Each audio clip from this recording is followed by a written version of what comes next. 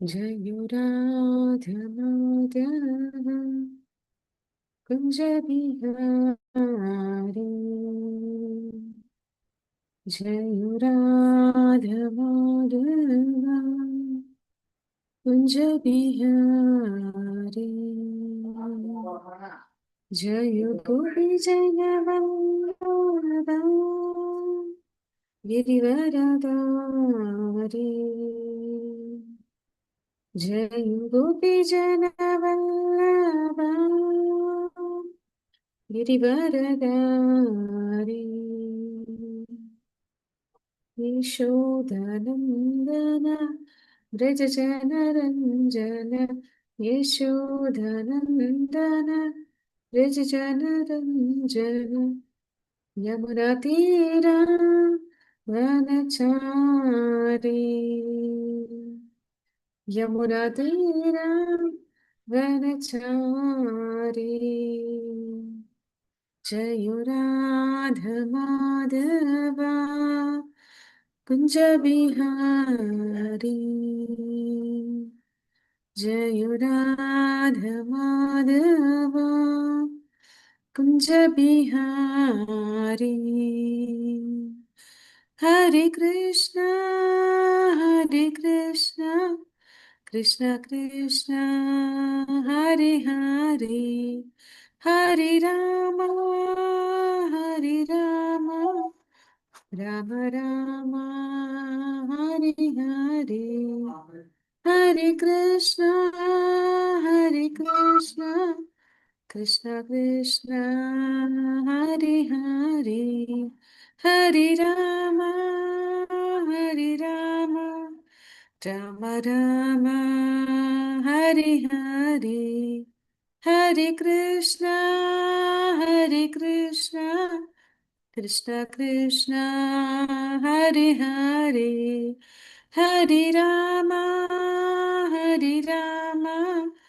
राम राम हरे हरे हरे कृष्ण कृष्ण कृष्ण हरे हरे हरे राम राम राम हरे हरे ॐ अज्ञानतिमिरान्धस्य ज्ञानाञ्जनशलाकया चक्षुरुन्मिलितं येन तस्मै श्रीगुरुवे नमः। श्रीचैतन्यमनोभीष्टं स्थापितं येन भूतले स्वयं रूपः कदा मह्यं ददाति स्वपदान्तिकं वन्देऽहं श्रीगुरुश्रीयुतपदकमलं श्रीगुरून् वैष्णवांश्च श्रीरूपं सागरजातं सहगण रघुनाथान्वितं तं सजीवं साद्वैतं सावधूतं परिजनसहितं कृष्णचैतन्यदेवं श्रीराधाकृष्णपादान् सहगण ललिता श्रीविशाखान्वितांश्च हे कृष्णा करुणा सिंधु दीनबंधु जगतपते गोपीश गोपिका कांता राधा कांता नमोस्तुते तप्त कांचन गौरांगी राधे वृंदावनेश्वरी वृषभानुसुते देवी प्रणमामि हरिप्रिये वाञ्छाकल्पतरुश्च कृपा सिन्धुभ्य एव च पतितनां पावनेभ्यो वैष्णवेभ्यो नमो नमः। नमो विष्णुपादाय कृष्णप्रेष्ठाय भूतले श्रीमते भक्तिवेदांत स्वामिनिति नामिने नमस्ते सरस्वती देवी गौरवाणी प्रचारिणी निर्विशेष शून्यवादी पाश्चात्यदेशतारिणी जय श्री कृष्ण चैतन्य प्रभु नित्यानंद श्री अद्वैत गदाधर श्रीवासादि गौर भक्त वृंदा हरे कृष्णा कृष्ण कृष्ण हरे हरे हरे राम राम राम हरे हरे ಹರೇ ಕೃಷ್ಣ. ಎಲ್ಲರಿಗೂ ಶ್ರೀ ಶ್ರೀ ರಾಧಾ ಗೋವಿಂದ ಮಂಗಳೂರು ಕುಲ ಇಸ್ಕಾನ್ ನಾಮನಿಷ್ಠ ಪ್ರಭುಗಳು ಆಯೋಜಿಸಿರುವ 2ನೇ ಹಂತದ ಭಗವದ್ಗೀತೆ ತರಗತಿಗೆ ಎಲ್ಲರಿಗೂ ಸ್ವಾಗತ. ಹರೇ ಕೃಷ್ಣ. ಹರೇ ಕೃಷ್ಣ. ಹರೇ ಕೃಷ್ಣ ಮಾತಾಜಿ. ಹರೇ ಕೃಷ್ಣ. ಹರೇ ಕೃಷ್ಣ ಮಾತಾಜಿ. ಹರೇ ಕೃಷ್ಣ ಪ್ರಭುಜಿ. ಹರೇ ಕೃಷ್ಣ ಮಾತಾಜಿ. ಪ್ರಣಾಮಗಳು ಮಾತಾಜಿ. ಹರೇ ಕೃಷ್ಣ ಮಾತಾಜಿ. ಹರೇ ಕೃಷ್ಣ.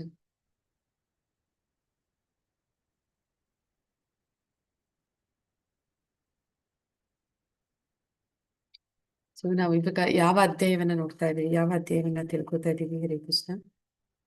13ನೇ ಅಧ್ಯಾಯ ಮಾತಾಜಿ, ಕ್ಷೇತ್ರಜ್ಞ ವಿಭಾಗ ಯೋಗ. ಇವಾಗ ನಾವು ಕ್ಷೇತ್ರಜ್ಞ ವಿಭಾಗ ಯೋಗ ಜ್ಞಾನ ಯೋಗದ ಭಾಗಕ್ಕೆ ಬಂದಿದ್ದೀವಿ. ಭಗವದ್ಗೀತೆಯ ಕೊನೆಯ 6 ಅಧ್ಯಾಯಗಳು. ಅದರಲ್ಲಿ ಮೊದಲನೇ ಅಧ್ಯಾಯ 13ನೇ ಅಧ್ಯಾಯ ಕ್ಷೇತ್ರಜ್ಞ ವಿಭಾಗ ಯೋಗವನ್ನ ತಿಳಿತಾ ಇದ್ದೀವಿ.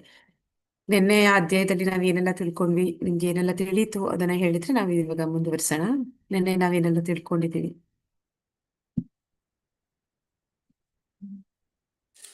ಮಾತಾಜಿ, ಕ್ಷೇತ್ರ ಅಂದರೆ ದೇಹ, ಕ್ಷೇತ್ರಾಗ್ನಿ ಅಂದರೆ ಆತ್ಮ ಮತ್ತು ಪರಮಾತ್ಮಗಳ ನಡುವೆ ಇರ್ತಕ್ಕಂಥದ್ದು ಕ್ಷೇತ್ರಾಗ್ನಿ ಅಂತ. ಹಾ ಪ್ರಪಂಚ ಅಂದ್ರೆ ಈ ಒಂದು ಅಧ್ಯಾಯ ಅರ್ಜುನನ ಒಂದು 6 ಪ್ರಶ್ನೆಗಳೊಂದಿಗೆ ಪ್ರಾರಂಭ ಆಗುತ್ತೆ. ಅರ್ಜುನ ಕೇಳ್ತಾನೆ, ಏನಂತ ಕೇಳ್ತಾನೆ? ಪುರುಷ ಅಂದ್ರೆ ಯಾರು, ಪ್ರಕೃತಿ ಅಂದ್ರೆ ಯಾರು, ಮತ್ತೆ ಕ್ಷೇತ್ರ ಅಂದ್ರೆ ಯಾರು, ಕ್ಷೇತ್ರಜ್ಞ ಅಂದ್ರೆ ಏನು, ಇದೆಲ್ಲ ಅಜ್ಞಾನ ಅಜ್ಞೇಯಂ, ಈ ರೀತಿ 6 ಪ್ರಶ್ನೆಗಳನ್ನ ಅರ್ಜುನ ಕೇಳ್ತಾನೆ. ಅದಕ್ಕೆ ಭಗವಂತ ಉತ್ತರಗಳನ್ನ ಕೊಡೋ ಮೂಲಕ ಈ ಒಂದು ಅಧ್ಯಾಯ ಪ್ರಾರಂಭ ಆಗುತ್ತೆ. ನಿನ್ನೆ ಅಧ್ಯಾಯದಲ್ಲಿ ನಾವು ನೋಡಿದ್ವಿ ಕ್ಷೇತ್ರ ಅಂದ್ರೆ ಏನು ಅಂತಂದ್ರೆ ಒಂದು ಆ ರಾಜನ ಒಂದು ಉದಾಹರಣೆ ಕೊಡ್ತಾರೆ. ಅವನು ಹೇಗೆ ಒಂದು ಹೊಲವನ್ನ ಬೇರೆ ಬೇರೆ ರೈತರಿಗೆ ಕೊಡ್ತಾನೆ ಅಂತ. ಹಾಗೆ ಆ ಎಲ್ಲ ಕ್ಷೇತ್ರ, ಆ ಒಂದು ಹೊಲವನ್ನ ಕ್ಷೇತ್ರ ಅಂತ ಹೇಳಿದ್ರೆ ನಾವು ಆ ಎಲ್ಲ ಕ್ಷೇತ್ರದಲ್ಲಿ ಆಗುವಂತ ಚಟುವಟಿಕೆಗಳು ಆ ರಾಜನಿಗೆ ಗೊತ್ತಿರುತ್ತೆ. ಅದೇ ರೀತಿ ಆ ರೈತನಿಗೆ ಅವನ ಒಂದು ಜಾಗದಲ್ಲಿ ನಡೆಯುವಂತಹ ಎಲ್ಲ ಚಟುವಟಿಕೆಗಳು ಅವನಿಗೆ ಗೊತ್ತಿರುತ್ತೆ. ಹಾಗೆ ನಾವು ಆ ರೈತ ಇದ್ದ ಹಾಗೆ, ಅಂದ್ರೆ ಆ ಒಂದು ದೇಹವನ್ನ ಒಂದು ಕ್ಷೇತ್ರ ಅಂತ ಹೇಳಿದಾಗ ಆ ದೇಹದಲ್ಲಿ ಆಗುವಂತಹ ಎಲ್ಲ ಅನುಭವಗಳು ಆತ್ಮಕ್ಕೆ ತಿಳಿಯುತ್ತೆ. ಆದ್ರೆ ಎಲ್ಲಾ ದೇಹಗಳಲ್ಲೂ ಆಗ್ತಿರುವಂತಹ ಅನುಭವಗಳು ಪರಮಾತ್ಮನಿಗೆ ತಿಳಿಯುತ್ತೆ. ಆ ಒಂದು ವಿಷಯವನ್ನ ನಾವು ನಿನ್ನೆ ಅಧ್ಯಾಯದಲ್ಲಿ ತಿಳ್ಕೊಂಡ್ವಿ. ನಂತರ ಈ ದೇಹ ಅನ್ನುವಂಥದ್ದು ಅದು ಪ್ರಕೃತಿಯಿಂದ ಆದಂತದ್ದು. ಮತ್ತೆ ಆ ಒಂದು ಪ್ರಕೃತಿಯಿಂದ ಆದಂತಹ ದೇಹಕ್ಕೆ 6 ಬದಲಾವಣೆಗಳಾಗುತ್ತೆ. ಮತ್ತೆ ಆದ್ರೆ ಆತ್ಮಕ್ಕೆ ಯಾವುದೇ ಬದಲಾವಣೆ ಅನ್ನುವಂಥದ್ದು ಆಗೋದಿಲ್ಲ, ಅದು ಶಾಶ್ವತವಾಗಿ ಇರುವಂಥದ್ದು. ಅದೇ ರೀತಿ ಪರಮಾತ್ಮನು ಕೂಡ, ಪರಮಾತ್ಮ ಅವನು ಹೇಗೆ ಅವನು ಪರಮಾತ್ಮ ಯಾವ ರೀತಿ ಇದ್ದಾನೆ ಅಂತ ನಾವು ನೆನ್ನೆ ನೋಡಿದ್ವಿ. ಅಂದ್ರೆ ಪರಮಾತ್ಮ ಅವನು ಎಲ್ಲ ಒಂದು ಅಣುರೇಣ ತೃಣಕಾಷ್ಟದಲ್ಲಿ ಹಂಚಿ ಹೋಗಿದ್ದಾನೆ, ಆದ್ರೂ ಕೂಡ ಅವನು ಏಕ ಏಕರೂಪ ಸ್ಥಿತಿಯಲ್ಲಿ ಅವನು ಸ್ಥಿತನಾಗಿದ್ದಾನೆ ಅಂತ ನಾವು ನೋಡಿದ್ವಿ. ನಂತರ ಅದೇ ಸಮಯದಲ್ಲಿ ಅವನು ಆಧ್ಯಾತ್ಮಿಕ ಜಗತ್ತು, ಅವನ ಒಂದು ಗೋಲೋಕ ವೃಂದಾವನದಲ್ಲಿ ಎಲ್ಲರಿಗಿಂತ ತುಂಬಾ ತುಂಬಾ ಅದು ತುಂಬಾ ದೂರದಲ್ಲಿರುವಂತಹ ಒಂದು ಅವನ ವಾಸಸ್ಥಳ, ಅಲ್ಲಿ ಇದ್ದಾನೆ. ಅದೇ ಸಮಯದಲ್ಲಿ ಅವನು ನಮ್ಮೆಲ್ಲರ ಹೃದಯಗಳಲ್ಲಿ ನಮ್ಗೆ ಅಷ್ಟು ಹತ್ತಿರದಲ್ಲೂ ಕೂಡ ಅವನು ಇದ್ದಾನೆ ಅನ್ನುವಂಥದ್ದನ್ನ ನೋಡಿದ್ವಿ. ನಮ್ಮನ್ನ ಪಾಲಿಸುವವನು ಅವನು, ನಮ್ಮನ್ನ ಅಂದ್ರೆ ನಮ್ಗೆ ಬೇಕಾಗಿರುವ ಅವಶ್ಯಕತೆಗಳನ್ನ ಪೂರೈಸುವಂತವನು ಅವನು. ಕೊನೆಗೆ ಅಂದ್ರೆ ಈ ಇದು ಪರಮಾತ್ಮನಿಂದಲೇ ಸೃಷ್ಟಿಯಾದಂಥದ್ದು. ಅದರ ಏನಂತ ಹೇಳ್ತಾರೆ, ಸೃಷ್ಟಿ ಸ್ವತಃ ಅವನೇ ಮಾಡ್ತಾರೆ ಅನ್ನೋದನ್ನ ನೋಡಿದ್ವಿ. ಈಗ ಆ ಮುಂದುವರಿಸೋಣ. 20ನೇ ಶ್ಲೋಕದಿಂದ ಮುಂದುವರಿಸಬೇಕಾಗಿತ್ತು ಅನ್ಕೋತೀನಿ.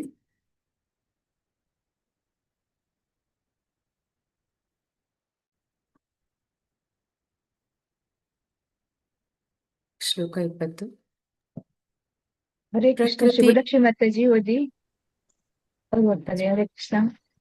ಶುಭಲಕ್ಷ್ಮಿ ಮಾತಾಜಿ.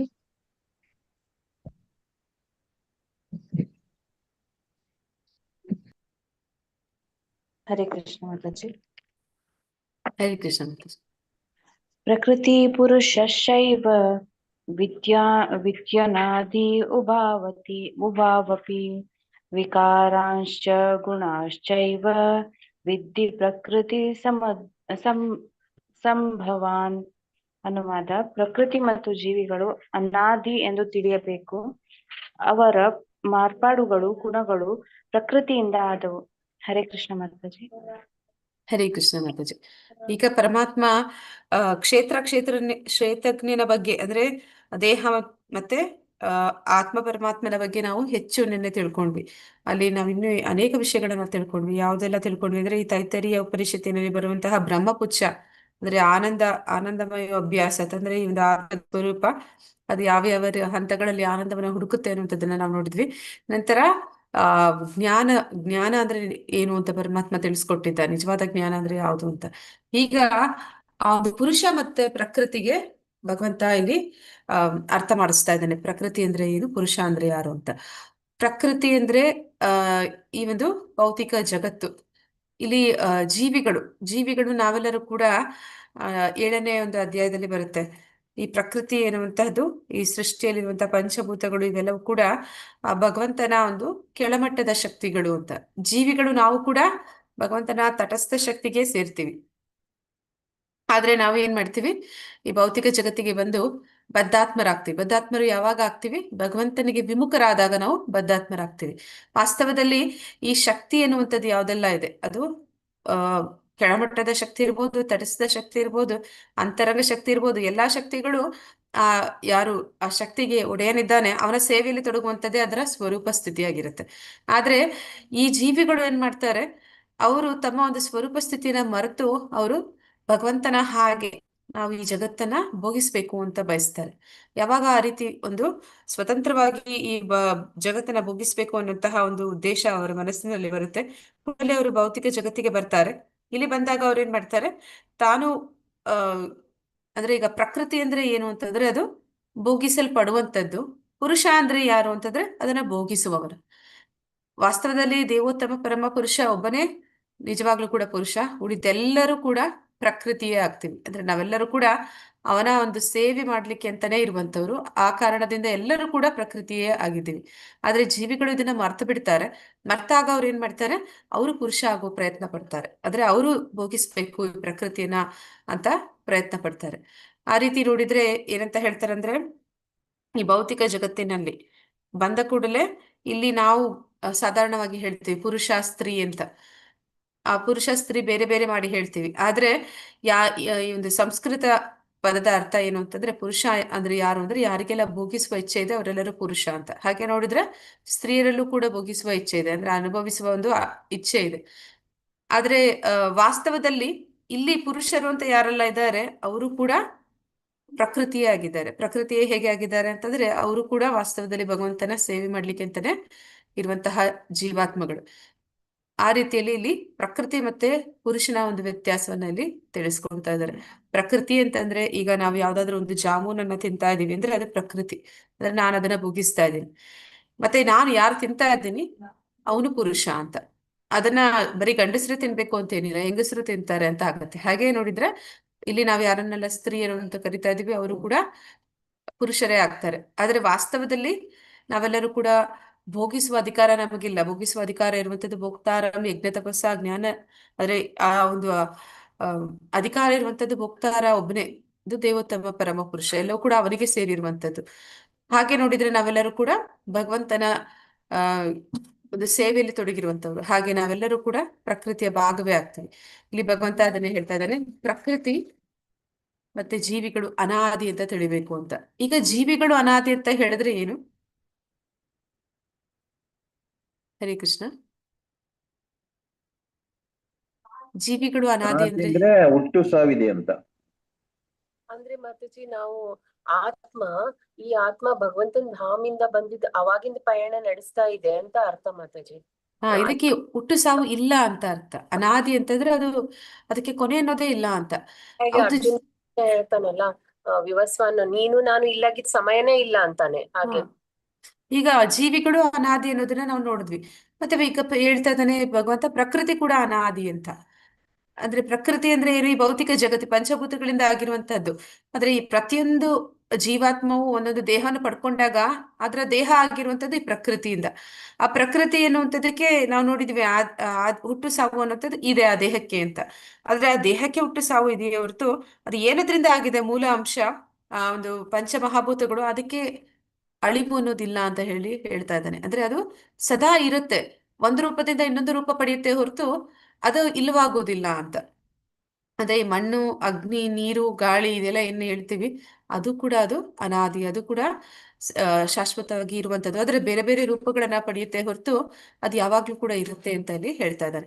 ಅವರ ಮಾರ್ಪಾಡುಗಳು ಗುಣಗಳು ಪ್ರಕೃತಿಯಿಂದ ಆದವು.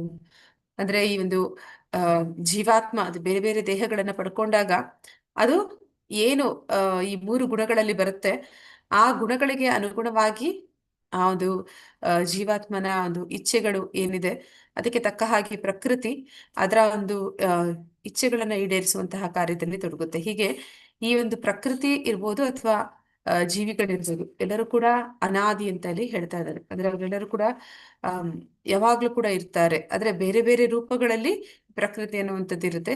ಜೀವಿಗಳು ಹಾಗೆ ಬೇರೆ ಬೇರೆ ರೂಪಗಳನ್ನ ಪಡಿತಾ ಹೋಗ್ತಾರೆ. ಹಾಗೆ ಅವರು ಸದಾ ಇರ್ತಾರೆ ಅನ್ನೋದನ್ನ ಇಲ್ಲಿ ಹೇಳ್ತಾ ಇದ್ದಾನೆ.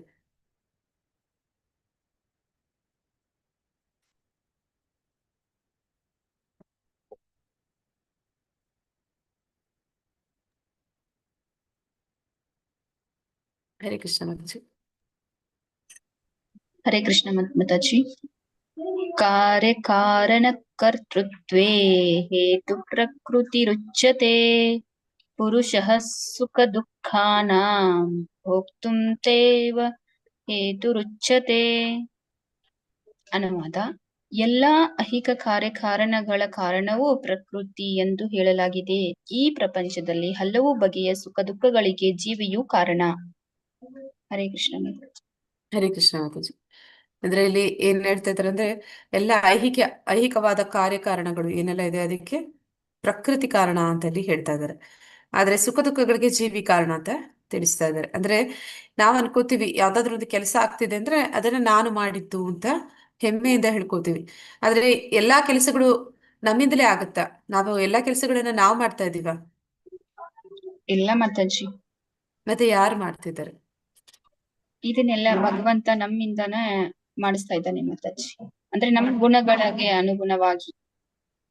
ಈಗ ಈ ಪ್ರಕೃತಿ ಅಂದ್ರೆ ಏನು ಅಂತಂದ್ರೆ ಅದನ್ನ ತಾಯಿಗೆ ಹೋಲಿಸ್ತಾರೆ, ಭಗವಂತನನ್ನ ತಂದೆಗೆ ಹೋಲಿಸ್ತಾರೆ, ಒಂದು ಜೀವಾತ್ಮನನ್ನ ಮಗುವಿಗೆ ಹೋಲಿಸ್ತಾರೆ. ಈ ಮಗು ಏನ್ ಮಾಡುತ್ತೆ, ಅದಕ್ಕೆ ತಾನು ಏನ್ ಬೇಕೋ ಅದನ್ನೆಲ್ಲ ಮಾಡ್ಕೊಳ್ಳುವ ಸಾಮರ್ಥ್ಯ ಇರುತ್ತ. ಆದ್ರೆ ಈಗ ಅದಕ್ಕೆ ಚಿಕ್ಕ ಮಗು, ಪುಟ್ಟ ಮಗು ಹಸುವಾಗುತ್ತೆ, ಅಡಿಗೆ ಮಾಡ್ಕೊಳಕ್ ಆಗುತ್ತಾ? ಇಲ್ಲ ಮಾತಾಜಿ.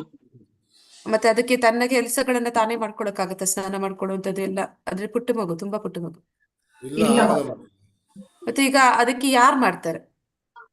ತಾಯಿ ಪ್ರಕೃತಿಯೇ ಮಾಡಬೇಕು. ಅದೇ ರೀತಿ ಪ್ರಕೃತಿ ಕೂಡ ಅಂದ್ರೆ ಜೀವಾತ್ಮನಿಗೆ ಇರುವಂತಹ ಒಂದು ಏನಂತ ಹೇಳ್ತಾರೆ ಸಾಮರ್ಥ್ಯ ಅಂತಂದ್ರೆ ಬರೀ ಇಚ್ಛಿಸುವುದಷ್ಟೇ ಅದಕ್ಕಿರುವಂತಹ ಸಾಮರ್ಥ್ಯ. ಆ ಒಂದು ಆಸೆಗಳು ಇಚ್ಛೆಗಳನ್ನ ಈಡೇರಿಸ್ಕೊಳ್ಬೇಕು ಅಂತಂದ್ರೆ ಅದಕ್ಕೆ ಈ ಪ್ರಕೃತಿಯ ಅವಶ್ಯಕತೆ ಇದೆ. ಅಂದ್ರೆ ಅದಕ್ಕೆ ಒಂದು ದೇಹದ ಅವಶ್ಯಕತೆ ಇದೆ. ಆ ದೇಹದ ಮೂಲಕ ಅದು ತನ್ನ ಆಸೆಗಳನ್ನ ಈಡೇರಿಸ್ಕೊಡುತ್ತೆ.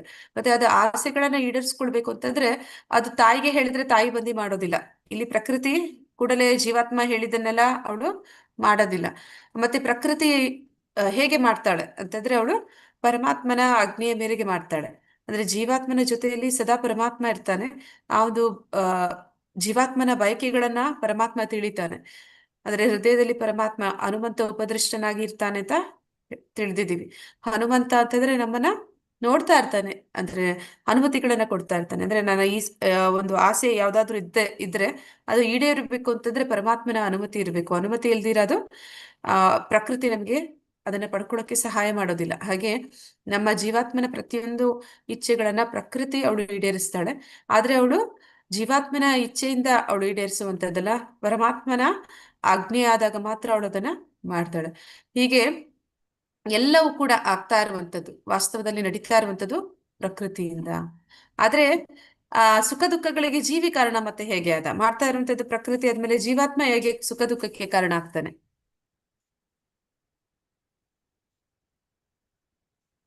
ಹರೇ ಕೃಷ್ಣ. ನಾವು ಇಚ್ಛೆ ಪಡ್ಕೊಂಡ್ ಬಂದಿರ್ತೀವಿ ಅಲ್ವಾ ಮಾತಾಜಿ, ನಮ್ಗೆ ಬೇಕು ಅಂತ ನಾವ್ ಇಚ್ಛೆ ಪಟ್ಟದಕ್ಕೆ ಸುಖ ದುಃಖಗಳಿಗೆ ಕಾರಣ ನಮ್ಮ ಇದಕ್ಕೆ ನಾವೇ ಕಾರಣ ಮಾತಾಜಿ. ಪ್ರಕೃತಿ ನಮ್ಮ ಇಚ್ಛೆನ ಈಡೇರಿಸ್ತಾ ಇದೆ. ಹಾಗಾದ್ರೆ ಮೂಲದಲ್ಲಿ ಇಲ್ಲಿ ಶುರು ಆಗಿದ್ದಲ್ಲಿ ನಮ್ಮ ಒಂದು ಆಸೆ ಬಯಕೆಗಳಿಂದಲೇ ಅಲ್ಲಿ ಶುರು ಆಯ್ತು. ಆ ಬಯಕೆಗಳು ಎಂತದ್ದಾಗಿರ್ಬೇಕಾಗಿತ್ತು? ಅದು ಭಗವಂತನ ಸೇವೆಯಲ್ಲಿ ತೊಡಗುವಂತಹ ಬಯಕೆಗಳಾಗಿರ್ಬೇಕಾಗಿತ್ತು. ಆದ್ರೆ ನಮ್ಮ ಬಯಕೆ ಎಂತದ್ದಾಯ್ತು? ಭಗವಂತನಿಗೆ ವಿಮುಖರ ಆಗುವಂತಹ ಒಂದು ಬಯಕೆಗಳನ್ನ ಇಟ್ಕೊಂಡ್ವಿ. ಭಗವಂತನನ್ನ ಹೊರತುಪಡಿಸಿ ಸ್ವತಂತ್ರವಾಗಿ ಭೋಗಿಸುವ ಇಚ್ಛೆ ಪಟ್ಕೊಂಡ್ವಿ. ಆ ಒಂದು ಬಯಕೆಯಿಂದ ಈಗ ನಾವೇನೆಲ್ಲ ಕಷ್ಟಗಳನ್ನ, ಎಂತಹ ಒಂದು ದೇಹವನ್ನ ಪಡಿತೀವಿ, ಆ ದೇಹದಲ್ಲಿ ನಮ್ಗೆ ಎಂತದೆಲ್ಲ ಒಂದು ಕಷ್ಟ ಸುಖಗಳು ಬರುತ್ತೆ, ಅದಕ್ಕೆ ಜೀವಿಯೇ ಕಾರಣ ಆಗ್ತಾನೆ. ಅದನ್ನ ಇಲ್ಲಿ ಹೇಳ್ತಾ ಇದ್ದಾರೆ. ಅಂದ್ರೆ ಐಹಿಕ ಕಾರ್ಯಕಾರಣಗಳು ಎಲ್ಲವೂ ಕೂಡ ನಡೀತಾ ಇರುವಂತದ್ದು ಪ್ರಕೃತಿಯಿಂದ. ಆದ್ರೆ ಪ್ರಕೃತಿ ಅದನ್ನ ಏನ್ ಮಾಡ್ತಾ ಇದೆ, ಅದಕ್ಕೆ ಮೂಲದಲ್ಲಿ ಅದನ್ನ ಮಾಡುವಂತೆ ಯಾರು ಕೇಳ್ಕೊಂಡಿದ್ದು ಬಯಸಿದ್ದು ಅಂತಂದ್ರೆ ಅದು ಜೀವಿ. ಆದ ಕಾರಣ ಆ ಜೀವಿ 84 ಲಕ್ಷ ಯೋನಿಗಳಲ್ಲಿ ಬೇರೆ ಬೇರೆ ದೇಹಗಳು ಅವನಿಗೆ ಏನ್ ಸಿಕ್ಕಿದೆ ಅದು ಅವನ ಬಯಕೆಯಿಂದ ಆಗ್ತಾ ಇರುವಂತದ್ದು. ಅಂದ್ರೆ ಅವನು ಎಂತೆಂತ ಆಸೆಗಳನ್ನ ಇಟ್ಕೊಳ್ತಾ ಇದ್ದಾನೆ, ಅದಕ್ಕೆ ತಕ್ಕ ಹಾಗೆ ಅವನಿಗೆ ಬೇರೆ ಬೇರೆ ದೇಹಗಳು ಸಿಗ್ತಾ ಇದೆ. ಬೇರೆ ಬೇರೆ ದೇಹಗಳು ಸಿಕ್ಕಾಗ ಆ ದೇಹಗಳಲ್ಲಿ ಬೇರೆ ಬೇರೆ ಕಷ್ಟ ಸುಖಗಳು ಅನ್ನುವಂಥದ್ದು ಕೂಡ ಬರುತ್ತೆ. ನಾವ್ ಅನ್ಕೋತೀವಿ ಕೆಲವೊಂದು ಸಲ ಯಾವ್ದಾದ್ರು ಪಕ್ಷಿ ಹಾರಾಡ್ತಾ ಇದ್ರೆ ಅದೆಷ್ಟು ಸುಖವಾಗಿದೆ, ನಾವ್ ಆ ಪಕ್ಷಿ ಆಗ್ಬಾರ್ದಾ ಅಂತ. ಆದ್ರೆ ಪಕ್ಷಿ ನಿಜವಾಗ್ಲೂ ಸುಖವಾಗಿದೆ ಅಂತ ಅನ್ಸುತ್ತಾ? ಅಂದ್ರೆ ನಮ್ಗೆ ಅದ್ರ ಕಷ್ಟ ಅದಕ್ಕೆ ಗೊತ್ತಿರುತ್ತೆ. ಕಷ್ಟ ಪಕ್ಷಿಗಳಿಗೆ ಗೊತ್ತು, ನಮ್ಗಳ ಕಷ್ಟ ನಮ್ಗಳಿಗೆ ಗೊತ್ತು. ನಾವ್ ಅನ್ಕೊಳ್ತೀವಿ ಪಕ್ಷಿಗಳ ತುಂಬಾ ಚೆನ್ನಾಗಿ ಹಾರಾಡ್ಕೊಂಡಿದ್ದಾವೆ ಅಂತ ನಾವ್ ಅನ್ಕೋತೀವಿ. ಆದ್ರೆ ಅದ್ರ ಕಷ್ಟ ಅದಕ್ಕೆ ಗೊತ್ತು ಮಾತಾಜಿ. ಅಂದ್ರೆ ಏನಂತಾರೆ ಅಂದ್ರೆ ದೂರದ ಬೆಟ್ಟ ನುಣ್ಣಗೆ ಅಂತ ಹತ್ರ ಹೋದ್ರೆ ಗೊತ್ತಾಗುತ್ತೆ ಅಲ್ಲಿರೋ ಕಷ್ಟ ಸುಖ ಕಳ್ಳು ಮುಳ್ಳು ಅಂತ. ಹಾಗೆ ನಾ ದೂರದಿಂದ ನೋಡಿ ಈ ಒಂದು ನೀರಿನಲ್ಲಿ ಹೋಗ್ತಾ ಇರುವಂತಹ ಮೀನು, ಹಾರಾಡ್ತಿರುವಂತಹ ಪಕ್ಷಿ ಇದೆಲ್ಲ ಕೂಡ ತುಂಬಾ ಆನಂದವಾಗಿದೆ ಅಂತ ನಮ್ಮ ಒಂದು ಕಲ್ಪನೆಯಲ್ಲಿ ಇರ್ತೀವಿ. ಆದ್ರೆ ಆ ಒಂದು ದೇಹ ಪಡ್ಕೊಂಡಾಗ ನಮ್ಗೆ ಗೊತ್ತಾಗುತ್ತೆ ಆದ್ರೆ ಆ ಒಂದು ದೇಹದಲ್ಲಿ ನಮ್ಗೆ ಆಗುವಂತಹ ಬಾಧೆಗಳು ಏನೆಲ್ಲ ಅಂತ. ಅದರಲ್ಲಿ ಹೇಳ್ತಾ ಇದ್ದಾರೆ 84 ಲಕ್ಷ ಯೋನಿಗಳಲ್ಲಿ ಬಯಕೆಯಿಂದ ನಾವು ಬೇರೆ ಬೇರೆ ದೇಹಗಳನ್ನು ಪಡ್ಕೊಂಡು ಆಗುವಂತಹ ಸುಖವನ್ನು ಅನುಭವಿಸ್ತೀವಿ. ಅದಕ್ಕೆ ನಾವೇ ಕಾರಣ ಅಂತ. ಶ್ಲೋಕ 22. ಹರೇ ಕೃಷ್ಣ.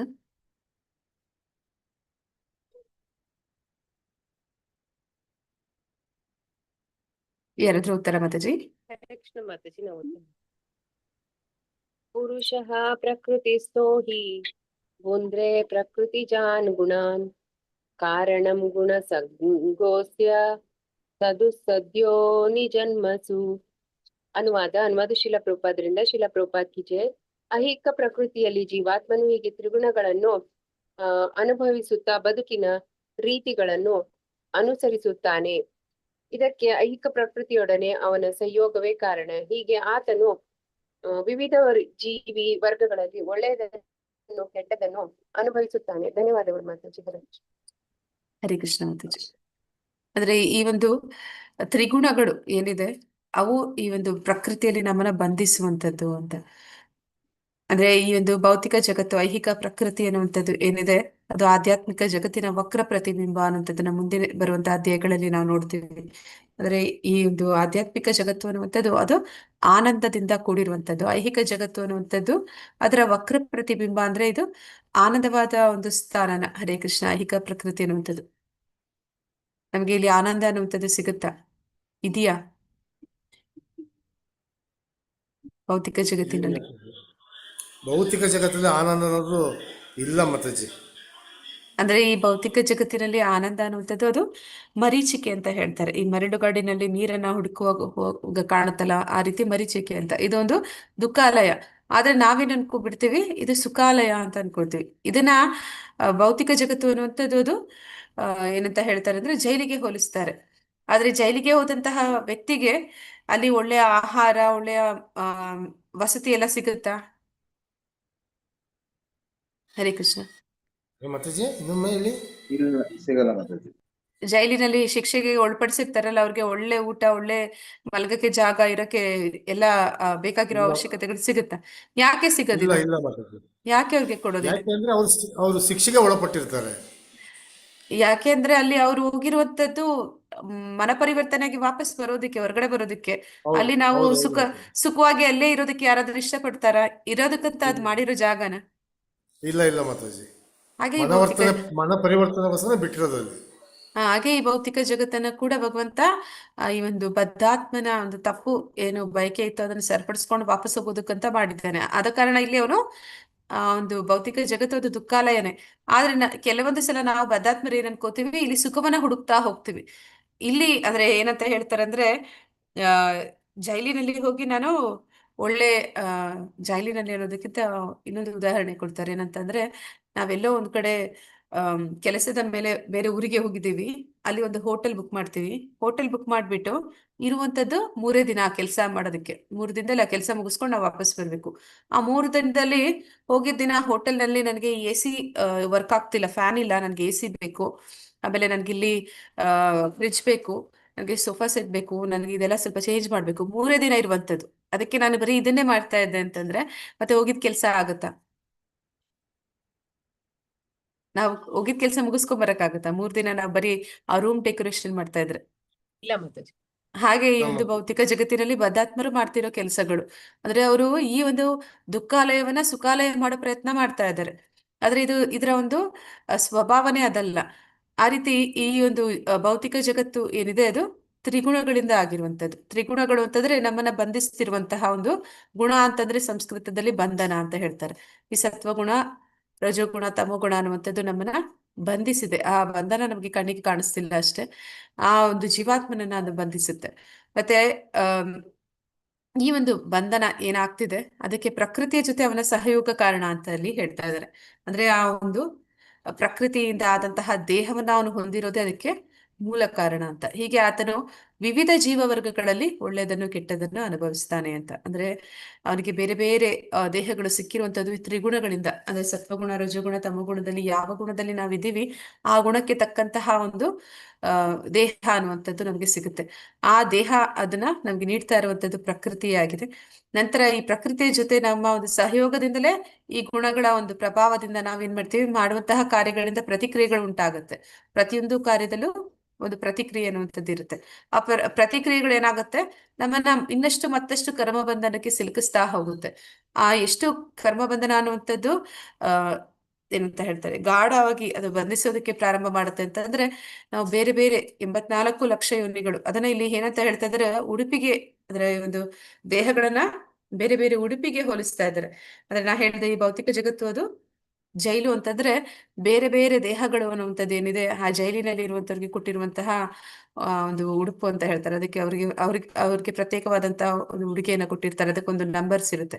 ಆ ರೀತಿ ನಮ್ಮ ಒಂದು ಬೇರೆ ಬೇರೆ ದೇಹಗಳು ಅಂತ ಇಲ್ಲಿ ಹೇಳ್ತಾ ಇದ್ದಾರೆ. ಆ ದೇಹಗಳಿಗೆ ಅವೆಲ್ಲವೂ ಕೂಡ ನಮ್ಗೆ ಸಿಕ್ಕಿರುವಂತದ್ದು, ನಾವೆಲ್ಲರೂ ಕೈದಿಗಳು ಅನ್ನೋದಕ್ಕೆ ಒಂದು ಏನಂತ ಹೇಳ್ತಾರೆ, ಕುರುಹು ಅಂತ ಹೇಳ್ಬೋದು. ಆ ರೀತಿ ಅಂತಹ ಒಂದು ದೇಹಗಳನ್ನ ನಾವು ಪಡ್ಕೊಂಡು ಇಲ್ಲಿ ನಾವು ಕಷ್ಟ ಸುಖಗಳನ್ನ ಅನುಭವಿಸ್ಲಿಕ್ಕೆ ಬಂದಿದ್ದೀವಿ.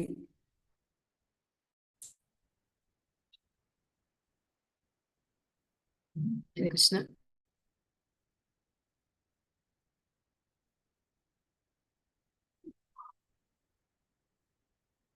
ಉಪದೃಷ್ಟ. ಹಾ ಮತ್ತೆ उपद्रष्टानुमन्ता च भर्ता भोक्ता महेश्वरः परमात्मेति ಚಾಪ್ಯುಕ್ತೋ ದೇಹೇಸ್ಮಿನ್ ಪುರುಷಃ ಪರ. ಅನುವಾದ: ಆದರೂ ಈ ದೇಹದಲ್ಲಿ ಇನ್ನೊಬ್ಬನಿದ್ದಾನೆ, ಅವನು ದಿವ್ಯಾನುಭವಿ, ಅವನು ಪ್ರಭು ಮತ್ತು ಅವನು ಪರಮಸ್ವಾಮಿ. ಅವನು ಮೇಲ್ವಿಚಾರಕನಾಗಿ ಮತ್ತು ಅಪ್ಪಣೆ ಕೊಡುವವನಾಗಿ ಇರುತ್ತಾನೆ. ಅವನಿಗೆ ಪರಮಾತ್ಮನೆಂದು ಹೆಸರು.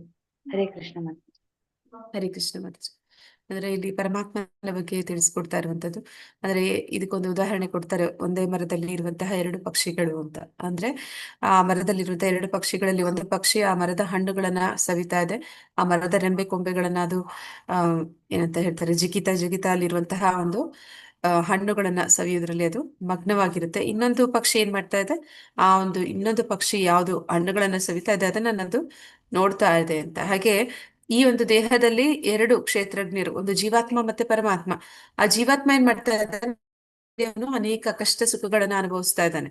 ಆ ಕಷ್ಟ ಸುಖಗಳನ್ನ ಅನುಭವಿಸ್ತಾ ಇರುವಂತಹ ಜೀವಾತ್ಮನನ್ನ ಪರಮಾತ್ಮ ಅವನು ಸದಾ ಅವನು ಹನುಮಂತ ಉಪದೃಷ್ಟ ಅಂತಂದ್ರೆ, ಅದನ್ನ ಉಪದೃಷ್ಟ ಅಂತಂದ್ರೆ ಈ CC ಕ್ಯಾಮ್ರಾ ಇಟ್ಟ ಹಾಗೆ. CC ಕ್ಯಾಮ್ರಾದಲ್ಲಿ ಬರೀ ಕಾಣುವಂತದ್ದಷ್ಟನ್ನೇ ಅದು ರೆಕಾರ್ಡ್ ಮಾಡುತ್ತೆ. ಆದ್ರೆ ಇಲ್ಲಿ ಪರಮಾತ್ಮ ಏನ್ ಮಾಡ್ತಾನೆ, ನಮ್ಮೊಳಗಡೆ ಸೂಕ್ಷ್ಮ ಶರೀರದಲ್ಲಿ ನಾವು ಮಾಡ್ತಿರುವ ಆಲೋಚನೆಗಳನ್ನು ಕೂಡ ಅವನು ಗಮನಿಸ್ತಾ ಇರ್ತಾನೆ. ಹೀಗೆ ಪರಮಾತ್ಮ ಅವನು ಆತ್ಮಸಾಕ್ಷಿ ಅಂತ ಹೇಳ್ತಾರೆ. ಆ ರೀತಿ ಅವನು ಸದಾ ನಮ್ಮ ಜೊತೆಯಲ್ಲೇ ಬರ್ತಾನೆ. ಅಂದ್ರೆ ಈ ಜೀವಾತ್ಮ ಎಂಥದೇ ಒಂದು ದೇಹ ಪಡೆದಾಗ್ಲೂ ಕೂಡ, ಅಂದ್ರೆ ಎಷ್ಟು ಕೀಳು ಮಟ್ಟದ ಒಂದು ಏನಂತ ಹೇಳ್ತಾರೆ, ಚರಂಡಿ ಹುಳುವಾಗಿ ನಾವು ಜನ್ಮ ಪಡೆದ್ರು ಕೂಡ ಅಲ್ಲಿ ಕೂಡ ಪರಮಾತ್ಮ ನಮ್ಮ ಜೊತೆಯಲ್ಲಿ ಬರ್ತಾನೆ ಅಂತ. ಅಂದ್ರೆ ಅದಕ್ಕೆ ಹೇಳ್ತಾರೆ, ಭೋಕ್ತಾರಂ ಯಜ್ಞ ತಪಸಾ ಸರ್ವಲೋಕ ಮಹೇಶ್ವರ ಸುಹೃದಂ ಸರ್ವಭೂತಾನ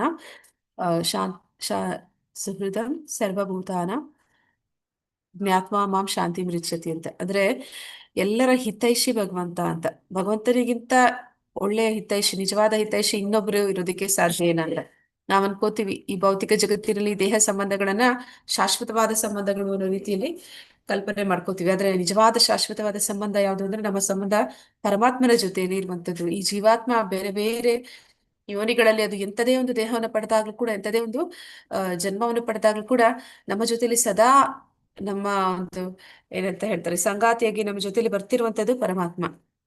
ಅವ್ನು ನಮ್ಮನ್ನ ಯಾವಾಗ್ಲೂ ಕೂಡ ಯಾಕೆ ನಮ್ಮ ಜೊತೆಲಿ ಬರ್ತಾ ಇದ್ದಾನೆ ಅಂತಂದ್ರೆ, ನಮ್ಮನ್ನ ಮತ್ತೆ ಧಾಮಕ್ಕೆ ಕರ್ಕೊಂಡು ಹೋಗುವಂಥದ್ದು ಅವನ ಒಂದು ಇಚ್ಛೆ ಆಗಿರುತ್ತೆ. ಯಾವಾಗ ಇವನು ತನ್ನ ಕಡೆಗೆ ತಿರುಗ್ತಾನೆ, ತನ್ನ ಕಡೆಗೆ ಅಂದ್ರೆ ಅಂತರ್ಮುಖಿ ಆಗ್ತಾನೆ, ಯಾವಾಗ ನನ್ನನ್ನು ಅರ್ಥ ಮಾಡ್ಕೊಳ್ಳೋಕೆ ಪ್ರಯತ್ನ ಪಡ್ತಾನೆ, ನನ್ನ ಮಾತುಗಳನ್ನ ಕೇಳಿ ನನ್ನ ಜೊತೆ ಬರೋದಕ್ಕೆ ಸಿದ್ಧನಾಗ್ತಾನೆ ಅಂತ ಅವನು ಸದಾ ಕಾಯ್ತಾ ಇರ್ತಾನೆ.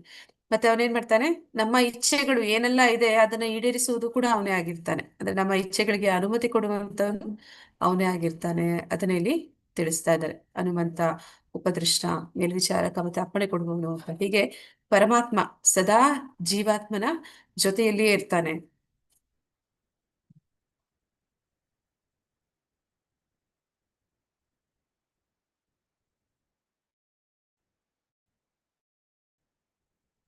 ಹರೇ ಕೃಷ್ಣ.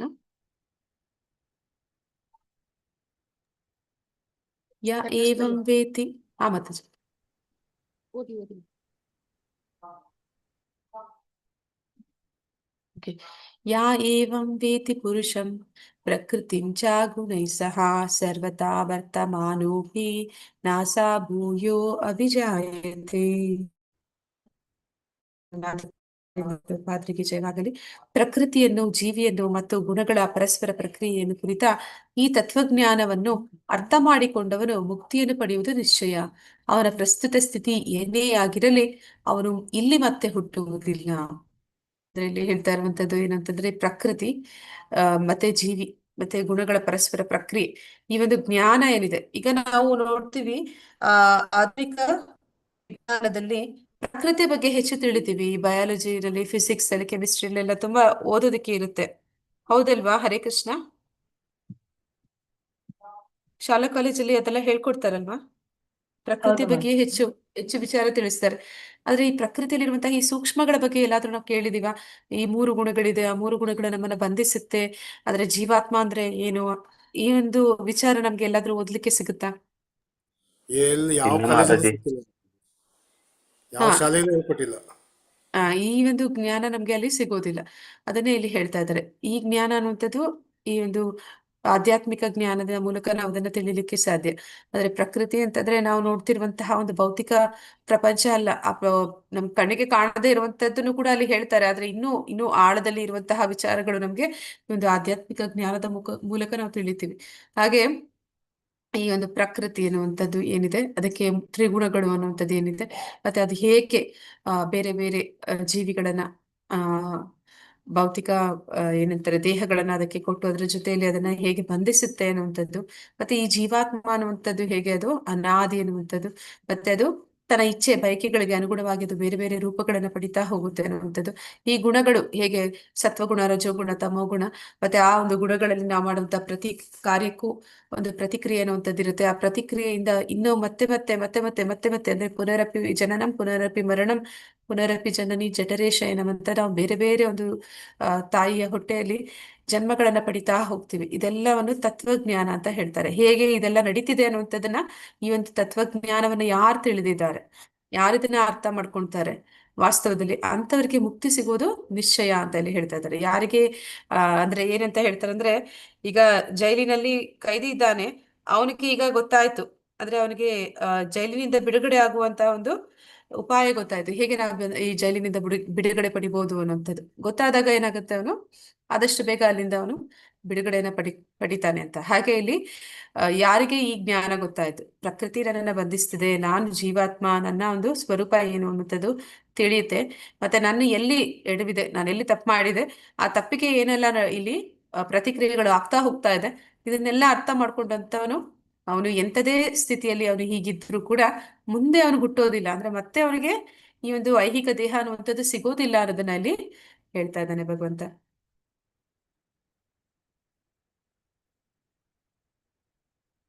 ಹರೇ ಕೃಷ್ಣ. ಹರೇ ಕೃಷ್ಣ ಮಾತಾಜಿ, ನಾವು ಓದಿ.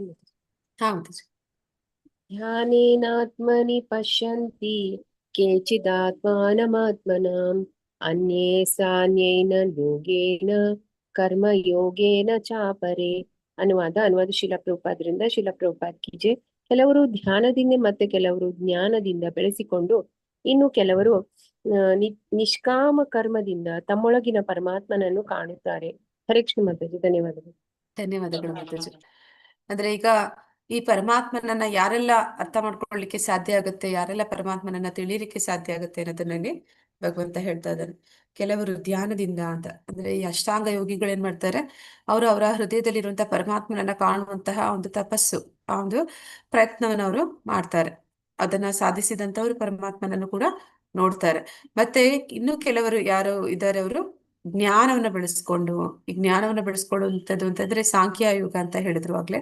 ಸಾಂಖ್ಯಯುಗ ಅಂತಂದ್ರೆ ವಿಶ್ಲೇಷಣಾತ್ಮಕ ಒಂದು ಅಧ್ಯಯನ ಮಾಡುವಂಥದ್ದು. ಅಂದ್ರೆ ಒಂದು ವ್ಯಕ್ತಿಯನ್ನ, ಒಂದು ಜೀವಾತ್ಮನನ್ನ ಪರಿಪೂರ್ಣವಾಗಿ ಕೂಲಂಕುಷವಾಗಿ ಅವನನ್ನ ಅಧ್ಯಯನ ಮಾಡುವಂಥದ್ದು. ಅಂದ್ರೆ ಒಂದು ವ್ಯಕ್ತಿ ಅಂತಂದ್ರೆ ಅವನ ದೇಹ ಅನ್ನುವಂಥದ್ದು ಪಂಚಭೂತಗಳಿಂದ ಆಗಿದೆ. ಅವನಿಗೆ 5 ಜ್ಞಾನೇಂದ್ರಿಯಗಳಿದೆ, ಅವನಿಗೆ 5 ಕರ್ಮೇಂದ್ರಿಯಗಳಿದೆ. ಮತ್ತೆ ಆ ಇಂದ್ರಿಯ ವಸ್ತುಗಳ ಮೂಲಕ ಅವನು ಈ ಪ್ರಕೃತಿ ಜೊತೆ ಸಂಪರ್ಕವನ್ನು ಏರ್ಪಡಿಸ್ಕೊತಾ ಇದ್ದಾನೆ. ನಂತರ ಇನ್ನೇನು ಅವನಲ್ಲಿ ಒಂದು ಸೂಕ್ಷ್ಮ ಶರೀರ ಕೂಡ ಇದೆ, ಮನಸ್ಸು ಬುದ್ಧಿ ಅಹಂಕಾರ ಅನ್ನುವಂಥದ್ದಿದೆ. ಅದರೊಳಗಡೆ ಆತ್ಮನಿದ್ದಾನೆ, ಆತ್ಮನ ಜೊತೆಯಲ್ಲಿ ಪರಮಾತ್ಮನಿದ್ದಾನೆ. ಆ ರೀತಿ ಒಂದೊಂದೇ ಹಂತ ಹಂತವಾಗಿ ಅಂದ್ರೆ ಆಳವಾದ ಅಧ್ಯಯನ ಮಾಡಿದಾಗ ಏನಾಗುತ್ತೆ, ಆ ಜ್ಞಾನದ ಮೂಲಕ ಕೂಡ ಪರಮಾತ್ಮನನ್ನ ತಿಳ್ಕೊಂಡಂತವ್ರು ಇದ್ದಾರೆ. ಮತ್ತೆ ಕೆಲವರು ನಿಷ್ಕಾಮ ಕರ್ಮದಿಂದ ತಮ್ಮೊಳಗಿರುವ ಪರಮಾತ್ಮನನ್ನ ಕಾಣ್ತಾರೆ.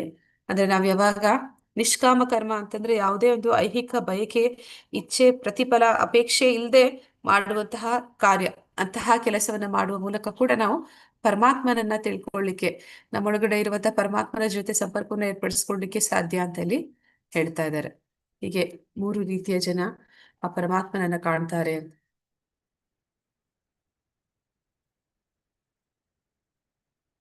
ಹರೇ ಕೃಷ್ಣ. ಹರೇ ಕೃಷ್ಣ ಮಾತಾಜಿ. ಹಾ ಮಾತಾಜಿ.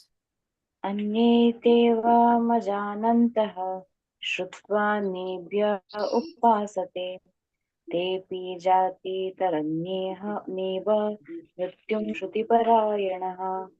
ಅನುವಾದ: ಇನ್ನೂ ಕೆಲವರಿದ್ದಾರೆ, ಅವರಿಗೆ ಹೆಚ್ಚು ಆಧ್ಯಾತ್ಮಿಕ ಜ್ಞಾನವಿರುವುದಿಲ್ಲ, ಆದರೂ ಪರಮ ಪುರುಷನ ವಿಷಯವನ್ನು ಇತರರಿಂದ ಕೇಳಿ ಅವನನ್ನು ಪೂಜಿಸಲು ಪ್ರಾರಂಭಿಸುತ್ತಾರೆ. ಆಚಾರ್ಯರಿಂದ ಕೇಳಿ ತಿಳಿದುಕೊಳ್ಳುವ ಪ್ರಕೃತಿಯಿಂದ ಅವರು ಹುಟ್ಟು ಸಾವುಗಳನ್ನು ದಾಟುತ್ತಾರೆ.